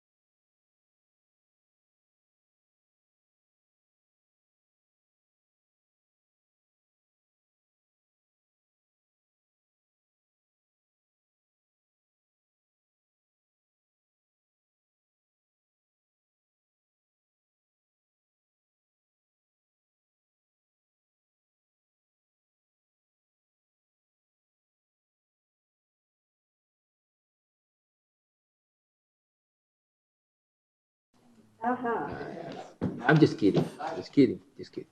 All right, let's go into the last two items that we have, and that is discussion regarding legislative issues in its county administration, discussion and possible action regarding the following legislative items. It's a report to the Board of Supervisors regarding proposed bills in the Arizona state. I think we need to change that with impact to Yuma County and update regarding strategies relating to federal legislative priority. Before you start, Alejandro, I think we need to change that and make it more what we've got plans to submit to the legislature next year. You know, sort of start talking about those things that we're going to be discussing in the legislative retreat in Prescott. More like that. I mean, it's kind of a little late because that's at the end of this month, but there may be a chance at the next board meeting to talk about some of those possible issues that we want to discuss with the rest of the supervisors to get ready for the next one. Go ahead, Alex. Mr. Chairman, members of the board, Alejandro Figueroa, Economic Development and Intergovernmental Affairs Director. I'll make it in 5 minutes. So let's get moving. Right, So they asked me to do it in an hour. there are currently 6 referendum petitions to the 2021 legislative session on tax and elections legislation. The groups leading the challenges need to get 118,823 signatures by September 28, 2021, in order for these pieces of legislation to be moved to the November 2022 ballot and have citizens of the state of Arizona vote in favor or against them. I don't know if you have any comments or you're good. Are these referendums? Petitions, yes, ma'am, they are. As you know, Arizona will be holding a state general election on November 2022, and there are several state legislators who are considering a run for state office, from the governor to the state treasurer's office, as well as running for a congressional district 1 and 2. At this point in time, no Yuma County state legislator has expressed a desire to run for a different office in next year's election. On the federal side, U.S. Treasury Secretary Janet Yellen urged Congress today to tackle the nation's debt ceiling, saying it wasn't clear how long Treasury's efforts to temporarily finance the U.S. government would last, and citing ongoing economic worries over that pandemic. If the U.S. Congress fails to act on this, it could trigger a default on debt repayment obligations or a temporary shutdown of some federal operations. Leaders of the Democratic-led Senate and House of Representatives are expected to force votes to lift the $28.4 trillion debt limit in late September. The nation's current limit was technically breached on July 31st, but the Treasury Department circumvented any default by taking what it called extraordinary measures. Now, also on the federal, on the 2020 census, Mr. Craig Sellers, Department of Development Services Director, and I led a kickoff meeting to discuss a potential challenge to the 2020 census results. Representatives from all of Yuma County municipalities were present, along with representatives from the offices of Congressman Grosar and Grijalva and Senator Kelly's office. I also had the opportunity to brief a rep from Senator Sinema's office yesterday, and the communities expressed a preference for a unified response to the census and requested that Yuma County lead the response. The preliminary review by Yuma County communities have identified the following concerns with the census results. Migrant populations. Previous census counts were performed in April when agriculture and winter visitor migrants were still in Yuma. This census occurred later in the year when these populations had left. Group quarters, H-2A, agricultural, correctional, and military group quarters seem to be undercounted or have been counted assigned incorrectly in the past. Housing units have been undercounted, with City of Yuma reporting more housing permits than the census is crediting throughout the county. City of Yuma has requested housing permits for all jurisdictions for a presentation to City Council. We also have found that children under 18 population has decreased across Yuma County, which is counterintuitive, given that we are building a new high school in Somerton and elementary schools. Occupancy rate, the number of people per occupied house decreased in Yuma County. And last, national trends, net population decrease occurred in many counties across the nation. So as a first step, Yuma County will prepare GIS shape files so all agencies are working with the same data in the same format.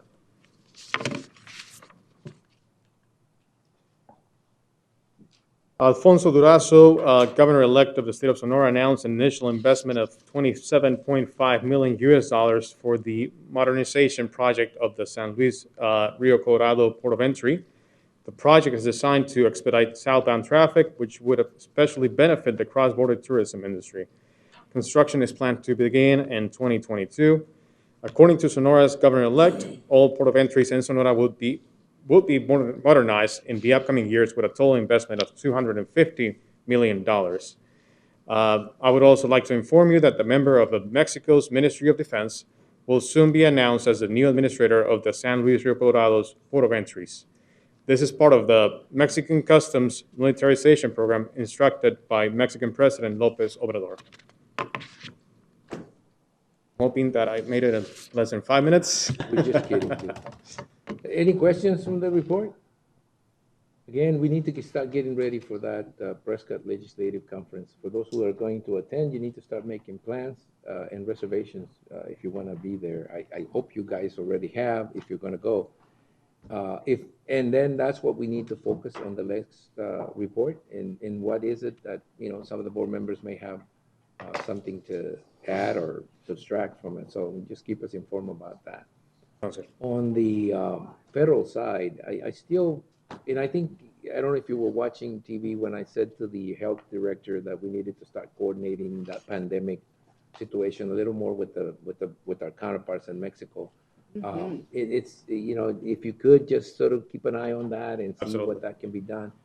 There is a WAHAD issue, Western Arizona Economic Development something issue that we probably need to soon bring out to the board in terms of Mojave's participation and some of the stuff.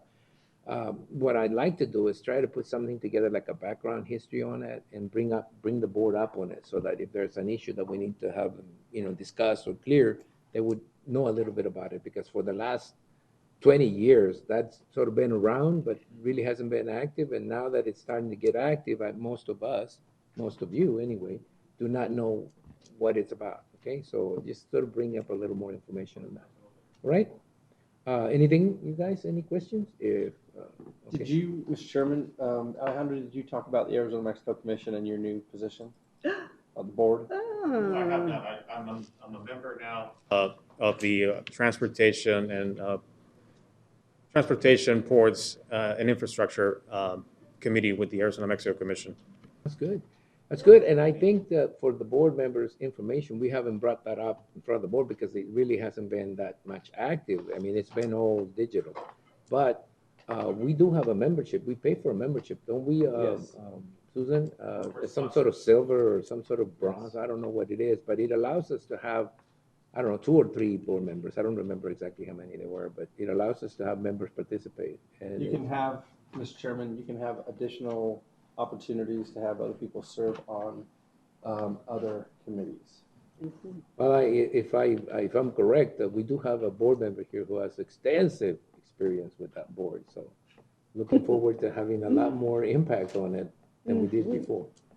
Right? Anything else? That's all Thank you for me. very much. Thank Your you. 5 minutes are up. No, I'm just kidding. And I do want to acknowledge Craig Zellers is here. And Craig is in charge of the census. He was put in charge of the census count initially for Yuma County. And I hope he is in tune with what's going on. Susan, as a part of this particular issue, I think it's about time we start pulling in those other administrators from the other cities and start putting together that old luncheon thing that you were asked to do, get them in together and talk about issues that are countywide. That is probably not a very, we probably haven't done it in months. No, we've had our meetings every 2 months. We've continued those. Personally? Yeah. Well, in the last 3 have been in person. Okay, good. I wasn't aware. Maybe a report on that would be forthcoming. Okay. Let's go to events, calendar and current events, and that's where board members and the county administrator will report on, may discuss events attended or to be attended on behalf of the county, and may present a brief summary of current events and may update the schedule for future board of supervisors meeting as appropriate. No legal action will be taken. Supervisor Pancrazi, get us all. Okay, here we go. I went out to AWC and met with somebody that the AWC Foundation is working on putting together some sort of fundraiser to work on the new dorms for AWC and other things. And so they were out interviewing people. And so I was one of the people they interviewed. I went to the PM10 meeting and a PM10 meeting. I went to the Yuma County Farm Bureau annual meeting and dinner. They're having a membership drive, and if you're in agriculture in any way, you can join as a regular member, and if you're someone like me, you can join as an associate member. I want to congratulate April Henninger for Media Award, Randy Heff for Media Award for his pictures. Barry Isel for a distinguished service to agriculture. Doesn't he work for U of A? Barry Tickus? Yes, Barry Tickus. He's retired, but they acknowledged him for his distinguished service. And they also acknowledged Mike Matherson, who has passed away, for Distinguished Service Award. Now, your Farmer of the Year was Gary Pasquinelli, and your Heritage Award went to Wayne and Bonnie Stewart. Yeah, say it again? Stewart. Yes, and Darren and I were both at this that meeting. I met with Tim. I did this the C19 update with Tim Dunn. I met with some folks in HR about a policy change I was looking at. I met with Senator Sinema, and when she was in town, I attended my Arizona at Work meetings. I had a YMPO meeting. I went to this is so exciting. I went to the AWC groundbreaking in San Luis. They are making a building. They've got a building going for, it's a science lab and a CNA lab and a science building so that kids can go and get, the only thing they weren't able to get right now to get their associates from AWC was science. They'd have to go out to the main campus. Well, they're building one down in South County so that the kids can get all of their requirements for their associates right there in South County. And they've gone in conjunction with U of A. And U of A has a program down there now that is, that's called a computer technology degree. And they have a professor that runs the whole program. And so kids can stay right there at home and go to college, get their degree in computer technology, and all right there. So I was really excited. It was really well attended, and thank you, AWC, for putting that together, and thank you, U of A. And 9/11 is coming up, and I would like to encourage everybody, if you have a flag, put it out. And if you don't, go buy one and put it up for 9/11 and recognize the 20-year anniversary of the 9/11 attack, and think about those people who lost their lives and those families of those people who lost their lives on that day. Thank you. All right. Supervisor Lyons. Met with several different constituents and then met with Senator Sinema, where we established kind of Yuma County's priorities. Ian was there as well. We made sure that his wish list on behalf of the county. Prior to going into that meeting, we met with Tim and communicated with the mayor just to make sure that our regional priorities were all focused on moving forward in the right direction. Hosted the governor's office here for a couple of different reasons, primarily to observe some of the issues with the border, and they'll be coming back again. That was just two department chairs that were in charge of that. And we had an Arizona-Mexico Commission meeting where we talked about some of the regional challenges and the opportunities that would be available to us here locally. and got a few other meetings this week. Yeah, just, you probably had a dozen other Oh, meetings. and met so. with several different members of the legislature to try to dig down into the budget a little bit more and find some additional funds that should have been allocated. We were told they were allocated, You couldn't find it, huh? and now we can't find them. And you had several other hats that you had to wear this week, huh? Don't help him. Yes. Don't help him. I'm okay. helping him, huh? Yeah, you're helping him. Mr. Simmons.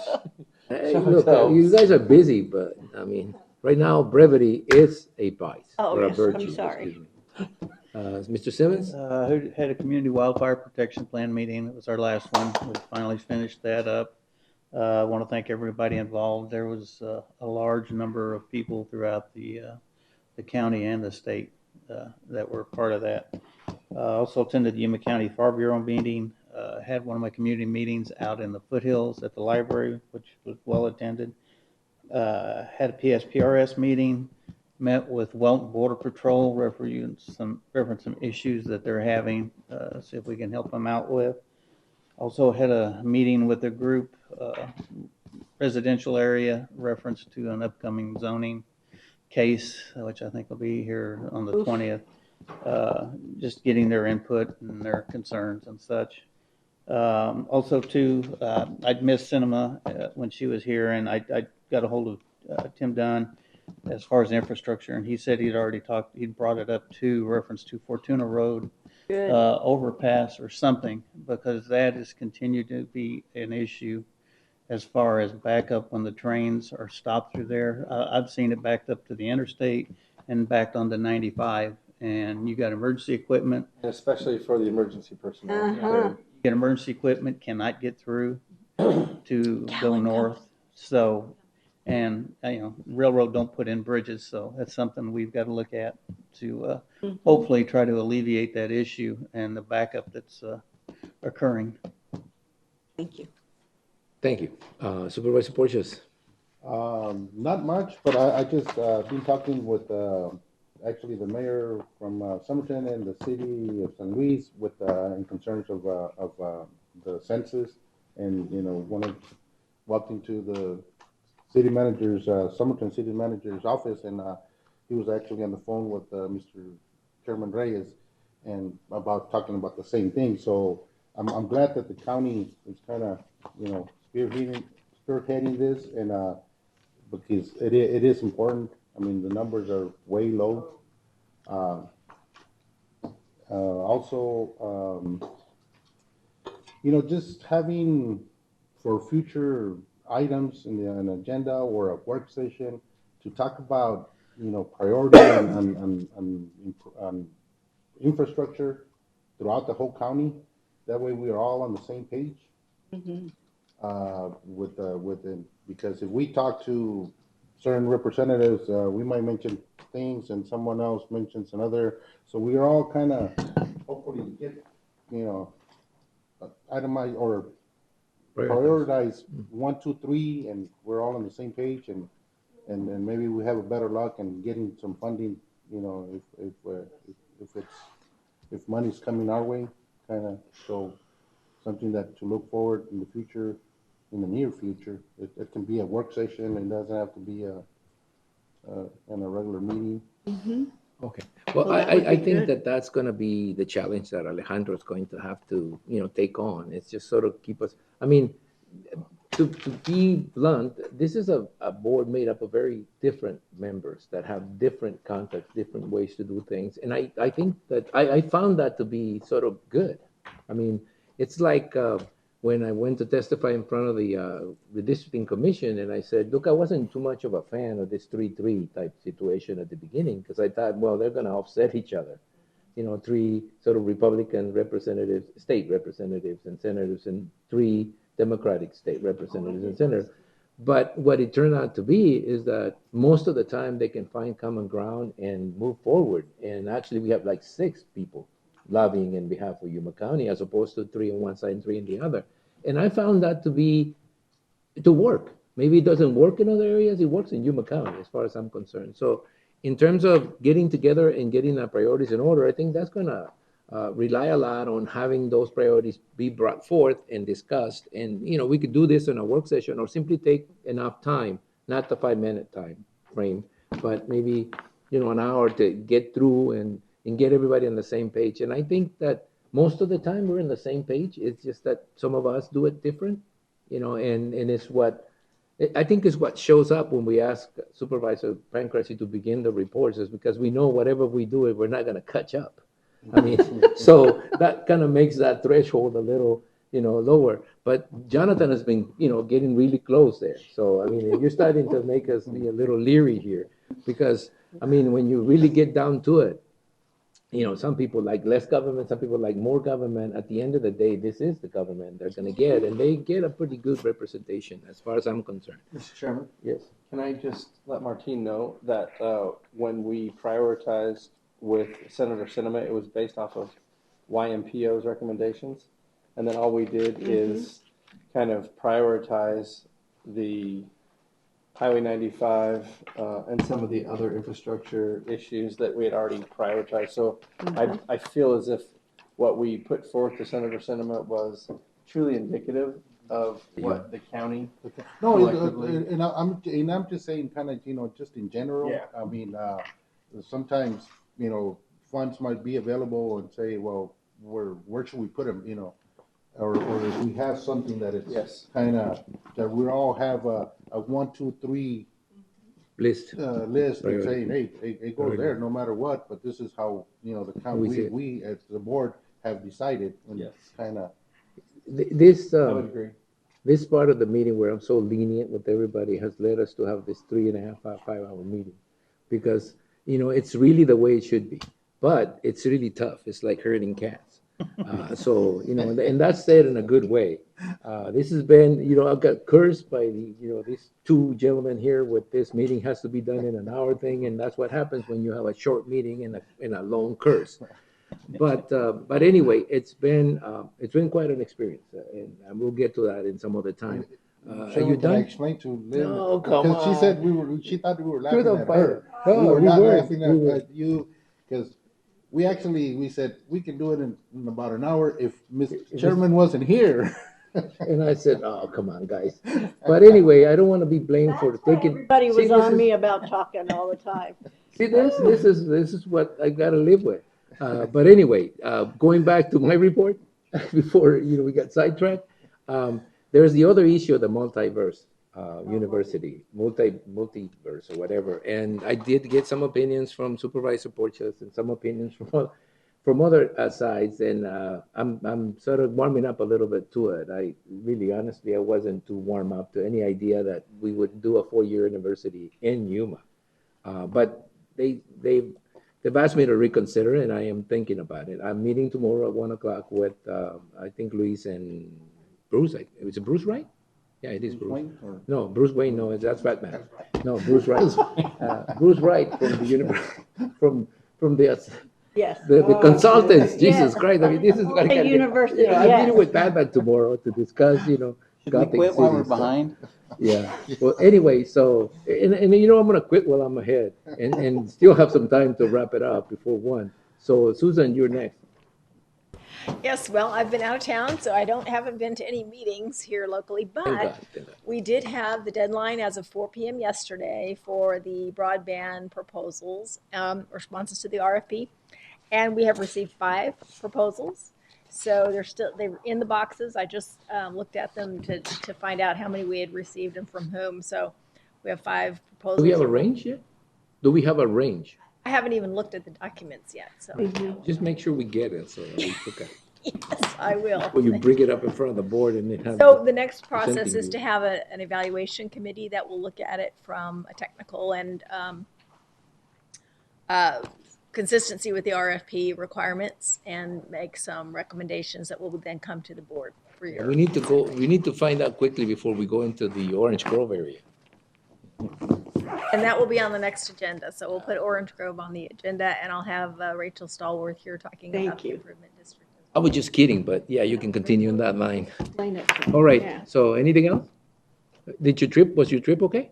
Yes. Oh, and I would remind the board that we received the public lands additional funding from ARPA.